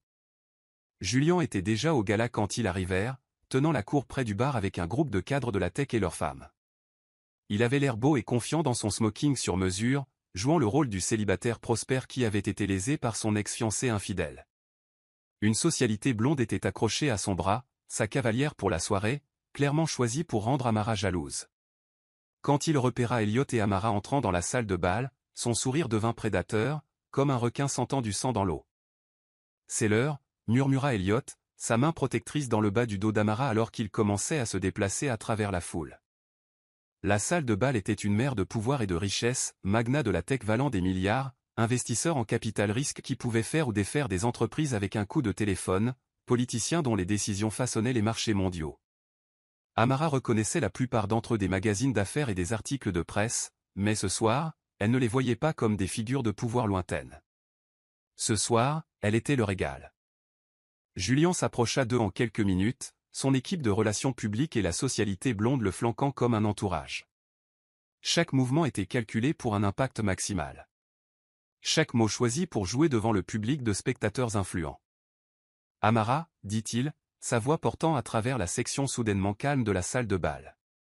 Son ton était parfaitement calibré, blessé, mais magnanime. L'amant blessé qui se souciait encore de la femme qui l'avait trahi. « Tu es radieuse. La grossesse te va bien. » Le commentaire attira des murmures de la foule environnante. C'était la première interaction publique entre les figures centrales du scandale qui avait captivé la ville. « Merci Julien », répondit-elle froidement. Sa voix portait l'autorité qu'elle avait héritée avec ses milliards. « Tu as l'air en forme. J'ai entendu dire que l'action de Sterling Technologies s'est quelque peu rétablie depuis ton annonce concernant la trahison personnelle qui affectait ton leadership. » C'était un coup direct, livré avec une précision chirurgicale. Le cours de l'action de Julien avait en effet bondi lorsqu'il avait rendu l'histoire publique. Se peignant comme une figure tragique, trahi par sa fiancée enceinte, les investisseurs s'étaient ralliés autour du récit d'un homme fort surmonté l'adversité personnelle. Mais la reprise n'avait été, au mieux, que modeste. « J'ai toujours cru en l'honnêteté envers mes actionnaires », déclara Julien. Son sourire ne vacillait pas, malgré le défi dans ses paroles. Il mérite de savoir quand des affaires personnelles risquent d'affecter les performances de l'entreprise. La transparence renforce la confiance. Comme c'est attentionné de ta part, intervint Elliott. Il se rapprocha d'Amara dans un geste à la fois protecteur et possessif. Je suis sûr qu'ils apprécient également de savoir que l'histoire de trahison personnelle de leur PDG coïncide opportunément avec le besoin de détourner l'attention de ces lancements de produits ratés le trimestre dernier. Les chiffres du troisième trimestre étaient particulièrement décevants, n'est-ce pas? La mâchoire de Julien se contracta de manière presque imperceptible. Mais sa formation en relations publiques tint bon. Les affaires ont des hauts et des bas, Kane. Je suis sûr que tu comprends cela. Ayant tourné le dos à l'empire familial pour... C'était quoi déjà? Un voyage spirituel. L'échange était observé par des dizaines de personnalités influentes. Chaque mot était analysé pour ses implications stratégiques. Ce n'était pas seulement une confrontation personnelle. C'était une guerre d'entreprise jouée en public. Avant que Julien ne puisse poursuivre son attaque, le maître de cérémonie de la soirée annonça que le dîner serait bientôt servi. Alors que la foule commençait à se diriger vers la salle à manger, Julien passa à l'action. « Mesdames et messieurs, dit-il, sa voix portant à travers la salle de bal alors qu'il faisait signe à quelqu'un près du système de sonorisation. La musique s'arrêta brusquement et les conversations moururent alors que tout le monde se tournait pour voir ce qui se passait. Avant de nous retirer pour le dîner, je pense qu'il est temps d'aborder le sujet qui fâche. » Le silence qui suivit était électrique d'anticipation. Julien avait pris le contrôle du programme de la soirée, transformant ce qui aurait dû être une célébration de l'innovation technologique en sa tribune personnelle pour se venger. Comme beaucoup d'entre vous le savent, poursuivit Julien en montant sur la petite estrade à l'avant de la salle de bal avec l'assurance d'un homme qui croyait avoir toutes les cartes en main, j'ai dû faire face à des défis très personnels récemment. La femme que j'aimais, la femme que je prévoyais d'épouser et avec qui je voulais fonder une famille, m'a quitté pour un autre homme alors qu'elle portait mon enfant. Un murmure parcourut la foule comme une vague. Elliot sentit Amara se tendre à côté de lui, mais son visage restait parfaitement composé, ne révélant rien de la tempête d'émotions sous la surface. « Ce que vous ne savez pas, » continua Julien, sa voix s'élevant avec une emphase théâtrale, « c'est que l'homme pour qui elle m'a quitté vit dans le mensonge. Elliot Kane, héritier de l'une des plus grandes fortunes du pays, a prétendu être un simple employé de centre communautaire, manipulant une femme enceinte vulnérable en cachant sa véritable identité. » Le murmure de la foule s'amplifia, un bourdonnement d'excitation et de scandale dont Julien se nourrissait comme d'une drogue.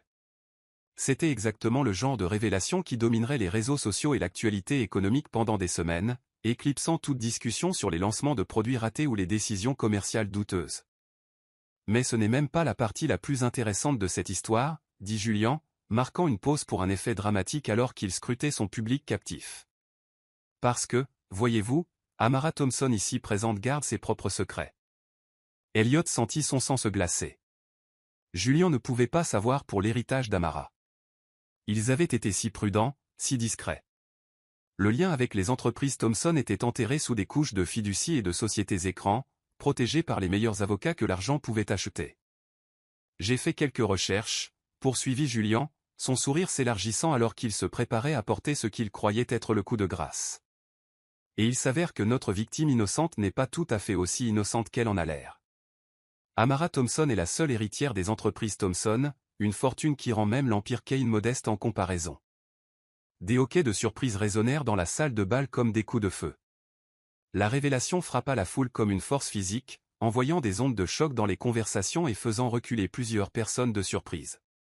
Les appareils photo crépitaient furieusement alors que les photographes capturaient le visage d'Amara, cherchant la moindre fissure dans son calme, le moindre signe de l'humiliation que Julien s'attendait à voir. « Alors vous voyez, » dit Julien triomphalement, écartant les bras comme pour embrasser sa victoire. Ce n'est pas l'histoire d'un milliardaire profitant d'une pauvre femme enceinte. C'est l'histoire des 3 personnes les plus riches de cette ville jouant à des jeux entre elles tout en mentant à tout le monde. Le silence qui suivit fut assourdissant, lourd d'attente et du poids des secrets révélés. Julien se tenait sur l'estrade comme un héros conquérant, s'attendant clairement à ce que sa révélation détruise la crédibilité et la sympathie du public pour Elliot et Amara.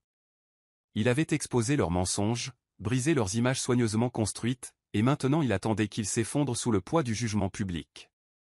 Au lieu de cela, Amara s'avança. « Tu as absolument raison, Julien, dit-elle. » Sa voix portait clairement à travers la salle de bal silencieuse, calme et stable comme la pierre d'une montagne. « Je suis l'héritière des entreprises Thompson. Je vaux considérablement plus que toi ou Elliot. Et oui, j'ai gardé ce secret. » Elle se déplaça gracieusement vers l'estrade, sa robe bleu nuit flottant autour d'elle comme de la lumière d'étoiles liquides. Elliot suivait de près, sa main ne quittant jamais le creux de ses reins alors qu'il traversait la foule qui s'écartait devant eux comme la mer Rouge. Chaque œil dans la pièce était braqué sur elle alors qu'elle montait les marches avec la grâce fluide d'une femme née pour commander l'attention. D'une main ferme, elle prit le micro des doigts soudain nerveux de Julian. Son sourire ne vacilla jamais alors qu'elle faisait face aux puissants de l'industrie américaine assemblés là. « Mesdames et messieurs, dit-elle, sa voix portant jusqu'au moindre recoin de la vaste salle de bal. Laissez-moi vous dire qui je suis vraiment. Je suis Amara Thompson, seule héritière des entreprises Thompson. Une entreprise que mon arrière-grand-père a bâtie à partir de rien pour en faire une puissance mondiale. J'ai passé ma vie à apprendre à porter le poids de cet héritage, non pas parce que je voulais la richesse, mais parce que je voulais honorer les valeurs que ma famille défendait, l'intégrité, l'innovation et le courage de défendre ce qui est juste. » Elle fit une pause, laissant ses mots s'installer sur la foule. Son regard balaya les visages des milliardaires et des influenceurs qui étaient maintenant suspendus à ses lèvres. J'ai aussi passé ma vie à chercher quelque chose de réel, un amour qui ne s'achète pas. Une confiance qui n'est pas entachée par l'argent. Une vie qui signifie quelque chose au-delà des comptes bancaires et des salles de conseil. Quand j'ai rencontré Julian, je pensais avoir trouvé cela. Mais quand je lui ai dit que je portais son enfant, il m'a accusé de trahison et m'a jeté dehors dans une tempête. Les murmures de la foule s'adoucirent. Une inspiration collective se fit entendre alors qu'ils absorbaient le poids de son histoire. Le visage de Julian était pâle, son assurance précédente remplacée par la prise de conscience naissante de la gravité de son erreur de calcul. Cette nuit-là, continua Amara, la voix stable mais empreinte d'émotion, je me suis effondré sous la pluie, brisé et seul. Et c'est là qu'Elliot Kane m'a trouvé. Un homme qui ne connaissait pas mon nom, et encore moins ma fortune, m'a porté en sécurité, a pris soin de moi et m'a montré à quoi ressemble le véritable amour. Pas la possession, pas le contrôle, mais la gentillesse et le sacrifice. Elle se tourna vers Elliot, les yeux brillants d'amour et de gratitude. Elliot ne m'a pas dit qu'il était l'héritier Kane. Tout comme je ne lui ai pas parlé des entreprises Thompson. Nous voulions tous les deux être aimés pour ce que nous sommes, pas pour ce que nous avons. Et l'un dans l'autre, nous avons trouvé exactement cela, un amour bâti sur la vérité, même si nous avons caché des parties de notre passé pour le protéger. Se tournant à nouveau vers la foule, elle leva le menton, sa voix résonnant d'autorité. Julian pensait pouvoir nous faire honte en exposant nos secrets. Mais la seule honte ici est la sienne. Il m'a perdu non pas à cause de l'argent ou du pouvoir, mais parce qu'il a choisi la suspicion plutôt que la confiance, l'orgueil plutôt que l'amour. Ce soir, je me tiens devant vous, non pas comme une victime ou un scandale, mais comme une femme qui connaît sa valeur, et qui a choisi un partenaire qui la valorise tout aussi férocement. La salle de bal éclata en applaudissements, un raz-de-marée d'approbation qui noya tous les murmures persistants de scandale. Julian restait figé sur l'estrade, son récit soigneusement construit s'effondrant autour de lui. Amara rendit le micro au maître de cérémonie, qui semblait aussi stupéfait que le reste de la foule, et descendit de l'estrade avec Elliot à ses côtés. Alors qu'il traversait la foule, les gens s'écartaient pour les laisser passer, offrant des hochements de tête respectueux et des murmures d'admiration. La dynamique de pouvoir dans la salle avait irrévocablement changé. Amara et Elliot n'étaient plus les sujets de commérage, mais les architectes de leur propre histoire. Un couple dont l'amour et l'authenticité avaient transformé un scandale en triomphe. Julian les regarda partir, le visage masqué par la défaite. Sa tentative de les humilier n'avait fait qu'élever leur statut, révélant non seulement leur richesse mais aussi leur caractère. Alors que le gala se poursuivait, il s'éclipsa discrètement, son entourage à sa suite, laissant la lumière des projecteurs au couple qu'il avait revendiqué avec grâce et courage. Chapitre 9. Et le fleuriste arrivera à l'aube pour installer les jardins. La sécurité à la liste des invités. Elle leva les yeux alors qu'Elliot entrait, son visage s'illuminant d'un sourire qui était devenu son encre dans ce nouveau monde de richesse et d'examen minutieux. « Bonjour, mon beau. Bonjour, ma belle. » Elliot embrassa son front, s'émerveillant, comme il le faisait chaque jour, du fait que cette femme incroyable avait choisi de l'aimer. « Comment te sens-tu ? » Comme si je portais un futur gymnaste olympique, répondit-elle en riant alors que le bébé donnait un coup particulièrement vigoureux. Je pense qu'il ou elle est excité pour le mariage demain. Leur mariage était prévu depuis 3 mois. Depuis la nuit où Elliot l'avait demandé en mariage au gala, l'attention médiatique avait été intense. Mais ils avaient appris à naviguer ensemble, présentant un front uni contre les spéculations constantes sur leur relation et leur richesse combinée. Le mariage lui-même se tiendrait dans les jardins du domaine, une affaire relativement intime avec 200 invités, comprenant la famille, les amis et les figures les plus importantes des empires Kane et Thompson. Madame, dit la coordinatrice du mariage, une femme élégante nommée Eleanor qui organisait des événements de la haute société depuis 30 ans, levant les yeux de ses notes. Il y a eu un développement concernant la situation de sécurité. Quel genre de développement demanda Elliot, immédiatement alerte. Monsieur Julian Sterling a demandé une entrevue avec mademoiselle Thompson aujourd'hui. Il dit que c'est urgent et que cela concerne le bien-être de l'enfant. Amara et Elliot échangèrent des regards. Ils n'avaient pas entendu parler de Julian depuis la nuit du gala, 6 mois plus tôt. Lorsque sa tentative publique de les humilier s'était retournée contre lui de manière si spectaculaire, Sterling Technologies avait lutté par la suite, les investisseurs remettant en question le jugement de Julian et plusieurs grands clients retirant leur contrat. Les dernières nouvelles disaient que Julian faisait face à une OPA potentielle d'une plus grande entreprise technologique. « Il est ici ?» demanda Amara. « À la porte principale, madame. La sécurité le retient là-bas en attendant vos instructions. » La mâchoire d'Elliot se contracta. « La veille de notre mariage, que pourrait-il bien vouloir ? » « Il n'y a qu'une seule façon de le savoir, » dit Amara, luttant pour se mettre debout. Elliot se déplaça immédiatement pour l'aider, ses mains douces sur ses bras alors qu'elle se levait. « Eleanor, pourriez-vous nous donner un moment ?» Une fois la coordinatrice partie, Elliot se tourna vers sa fiancée, l'inquiétude évidente dans ses yeux bruns. « Amara, tu n'es pas obligée de le voir.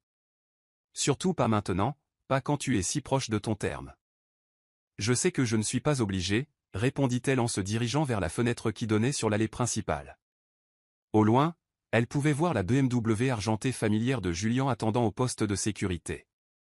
Mais c'est peut-être mieux d'affronter cela maintenant, avant le mariage, avant que le bébé n'arrive. Je veux commencer notre mariage avec tout cela derrière nous. Elliot hocha la tête, comprenant son raisonnement, même si chaque instinct protecteur de son corps hurlait contre l'idée de laisser Julian l'approcher. « Je serai avec toi, » dit-il fermement.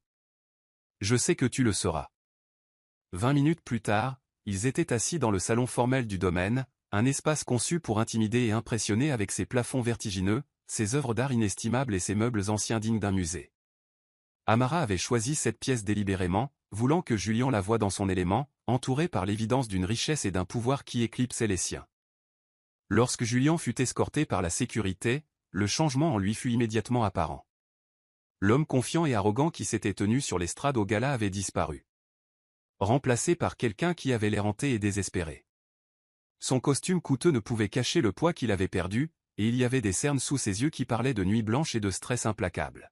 « Amara, » dit-il, sa voix à peine au-dessus d'un murmure alors qu'il observait son apparence. Elle était vêtue simplement d'une robe de maternité fluide, mais il était impossible de cacher sa grossesse maintenant, ou le bonheur radieux qui semblait émaner d'elle. « Tu es incroyable. »« Bonjour, Julian, » répondit-elle calmement, désignant le fauteuil en face du canapé où elle et Elliot étaient assis. « Assieds-toi, je t'en prie. » Julian resta debout, ses yeux parcourant la pièce opulente avant de se poser à nouveau sur son visage. « Je dois te parler du bébé. »« De tout. »« Alors parle, » dit Elliot, sa voix soigneusement contrôlée.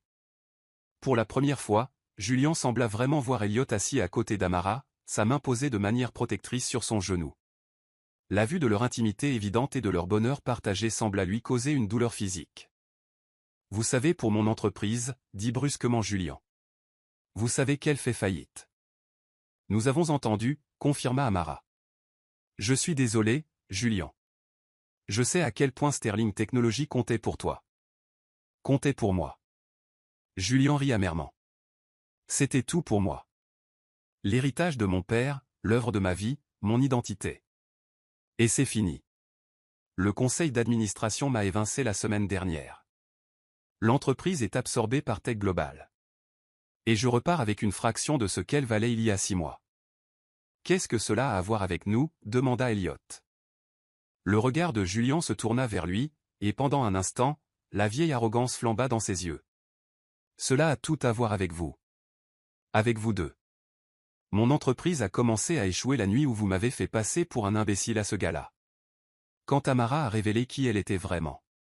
Quand le monde entier a vu que j'avais rejeté la femme la plus riche d'Amérique pour. Pourquoi ? L'orgueil ? La stupidité ? Tu l'as rejetée parce que tu ne lui faisais pas confiance, corrigea Elliot. Parce que tu l'as accusé de porter l'enfant d'un autre homme alors que tu savais très bien que c'était le tien. Oui. La voix de Julian se brisa sous l'émotion. Oui, j'avais tort à ce sujet. J'avais tort sur tout. Il fit un geste impuissant autour de la pièce. Maintenant, regardez où nous en sommes. Elle vit dans un palais, se préparant à épouser un homme qu'il aime assez pour renoncer à sa fortune pour elle. Et je ne suis rien. Amara l'observait attentivement, voyant l'homme brisé sous les traits familiers. C'était le moment auquel elle s'était inconsciemment préparée depuis la nuit où il l'avait jeté sous la pluie.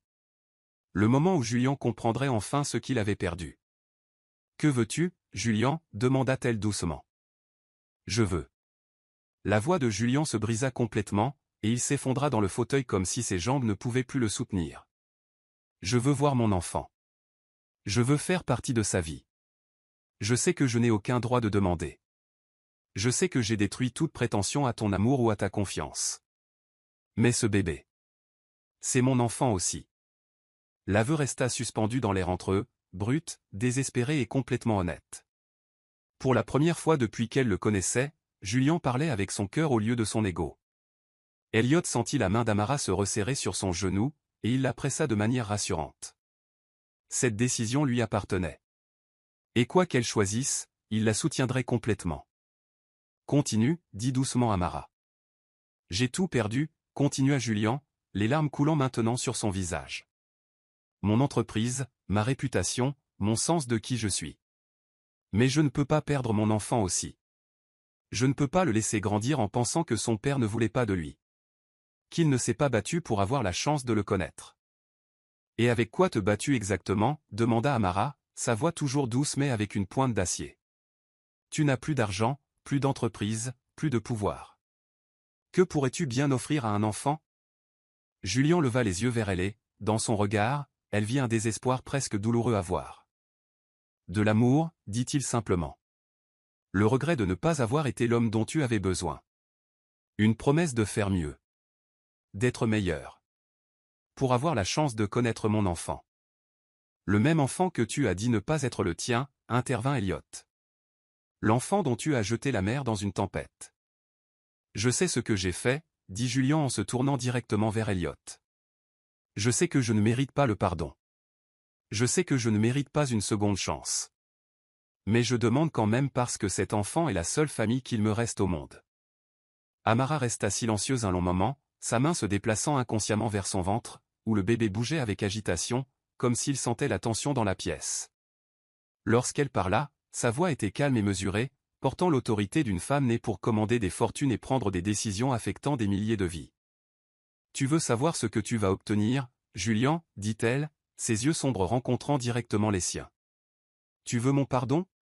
Tu veux avoir accès à mon enfant? Tu veux faire partie de cette famille? Julian hocha la tête désespérément, l'espoir vacillant dans ses yeux pour la première fois depuis son entrée dans la pièce. Amara se pencha légèrement en avant, sa voix tombant juste au-dessus d'un murmure. Et quand elle parla, chaque mot portait le poids d'une finalité absolue. Laisse-moi te dire exactement ce que tu vas obtenir. Chapitre 10, la miséricorde de la reine. La plus grande vengeance n'est pas de détruire son ennemi. C'est de s'élever si haut au-dessus de lui que sa haine ne peut plus vous atteindre. Le silence dans le salon s'étira comme une respiration retenue alors qu'Amara regardait Julian. Cet homme qui avait autrefois tenu son cœur et l'avait brisé si complètement. Enceinte de 8 mois, entourée par l'évidence du pouvoir de sa famille, avec l'amour de sa vie à ses côtés et leur enfant bougeant sous son cœur, elle ne s'était jamais sentie aussi certaine de qui elle était ni de ce qu'elle devait dire. Le poids de la richesse générationnelle pesait autour d'eux. Les portraits des ancêtres Thompson les regardaient depuis leur cadre doré, leurs yeux semblant témoigner de ce moment de jugement. L'air lui-même semblait épais de la gravité de ce qui allait se dérouler, comme si les fantômes de ses aïeux se rassemblaient pour regarder leur héritière rendre justice à l'homme qui lui avait fait tant de tort. « Tu veux savoir ce que tu vas obtenir, Julian » dit-elle, sa voix portant l'autorité tranquille qui venait de la compréhension de sa propre valeur. « Je vais te dire exactement ce que tu mérites. » Le visage de Julian était pâle d'espoir et de terreur, attendant son jugement comme un homme se tenant devant le trône d'une reine qui tenait tout son avenir entre ses mains. Son costume coûteux ne pouvait cacher le tremblement de ses mains, le besoin désespéré qui irradiait de chaque pore. « Tu vas avoir la vérité » continua Amara, sa voix stable et implacable. La vérité que tu as détruit notre relation, non pas par un moment de colère, mais par des mois à ne jamais vraiment me voir. Tu aimais l'idée de moi, belle, reconnaissante, impressionnée par ton succès. Mais tu n'as jamais pris la peine d'apprendre qui j'étais vraiment. Sa main se posa sur son ventre, où leur enfant semblait répondre au son de sa voix par des mouvements doux, comme si le bébé pouvait sentir l'importance de ce moment.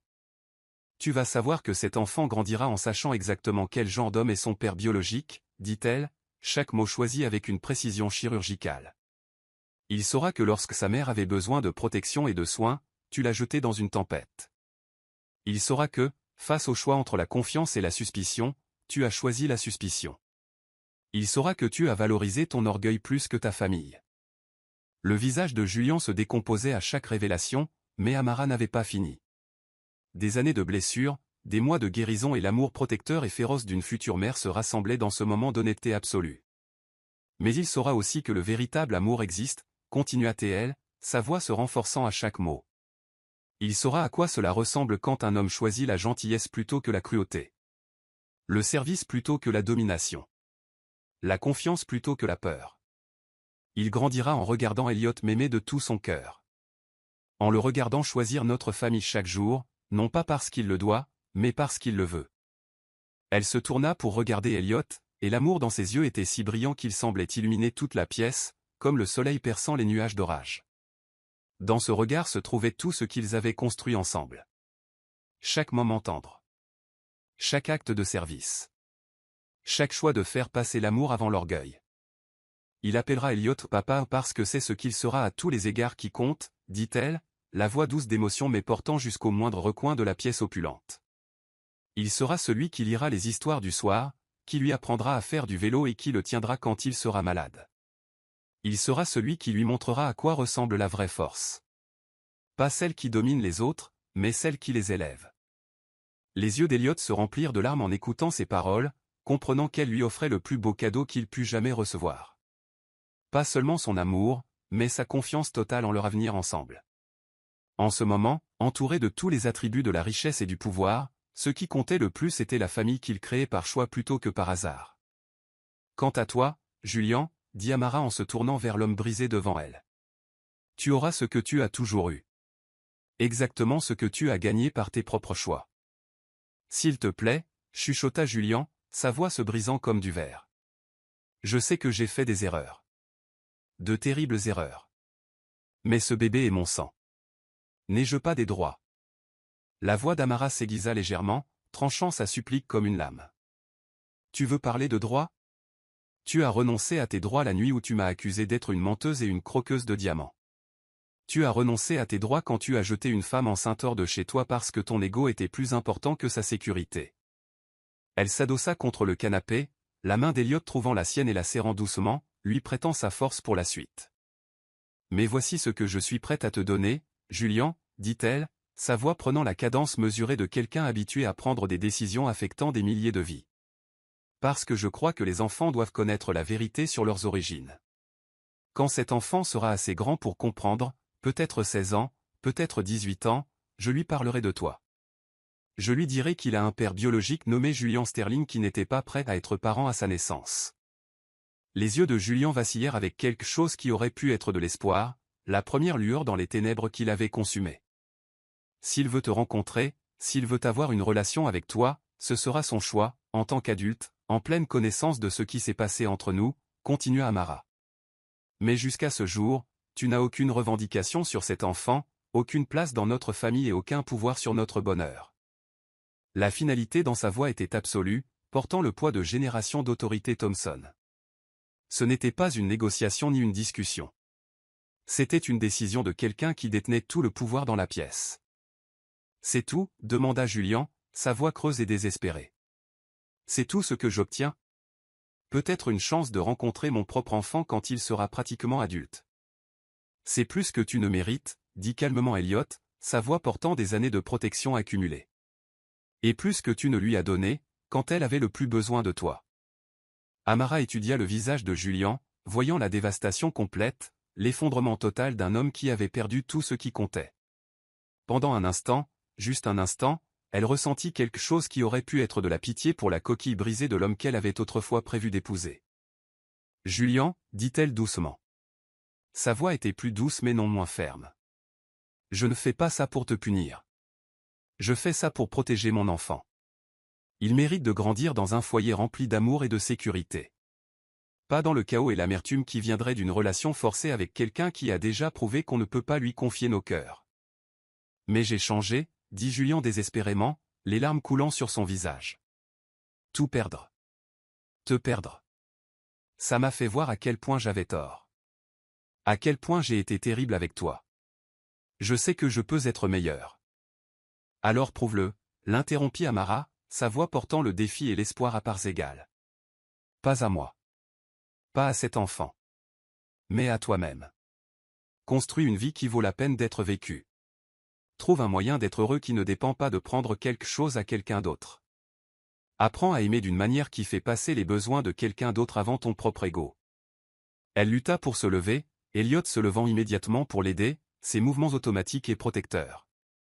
Debout dans la maison ancestrale de sa famille, enceinte de 8 mois de l'enfant de l'homme qu'elle aimait vraiment, Amara n'avait jamais autant ressemblé à la reine qu'elle était née pour être. « Si tu fais ça. Si tu deviens l'homme que tu aurais dû être. Alors peut-être qu'un jour notre enfant sera fier de savoir que tu es son père biologique, » dit-elle, sa voix portant le poids de la possibilité et de la rédemption. « Mais jusqu'à ce jour, Julian Sterling, tu n'es rien de plus qu'un étranger pour cette famille. » Julian leva les yeux vers elle, la voyant clairement pour la première fois de sa vie peut-être. Non pas comme un prix à gagner ou une possession à contrôler. Mais comme une force de la nature. Une femme d'une telle force et d'une telle grâce qu'il pouvait à peine croire qu'il s'était un jour cru digne de son amour. « Je t'aimais » chuchota Théil, sa voix brisée et à vif par le chagrin de tout ce qu'il avait perdu par ses propres choix. « Non » dit Amara doucement mais fermement, les mots portant la finalité de la vérité absolue. « Tu aimais l'idée de me posséder. Tu aimais ce que je te faisais ressentir à propos de toi-même. Mais tu ne m'as jamais aimé assez pour me faire confiance. Pour me protéger. Pour faire passer mes besoins avant ton orgueil. Elliot m'aime assez pour renoncer à des milliards de dollars juste pour savoir que ce que nous avons est réel.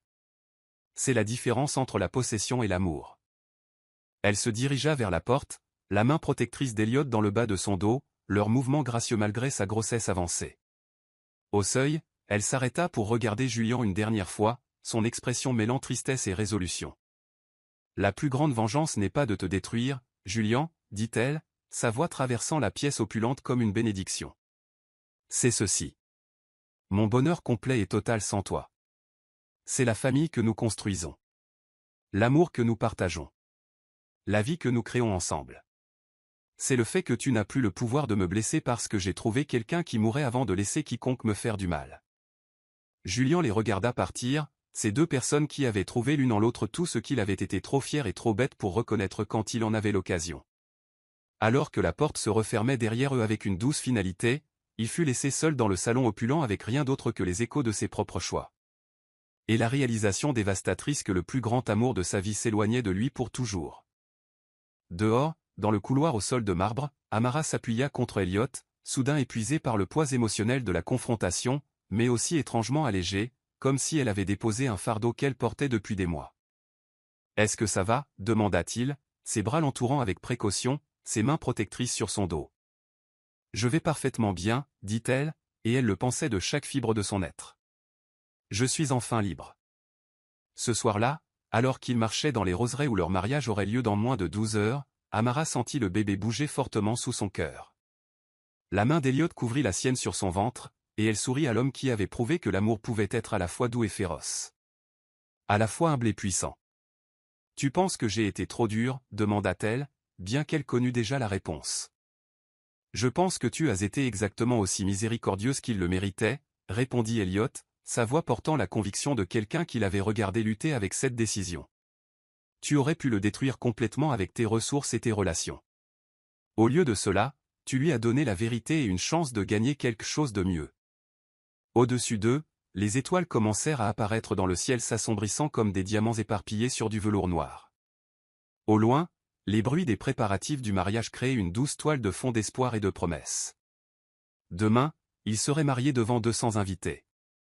Dans 2 semaines, leur enfant naîtrait dans un monde d'amour et de sécurité.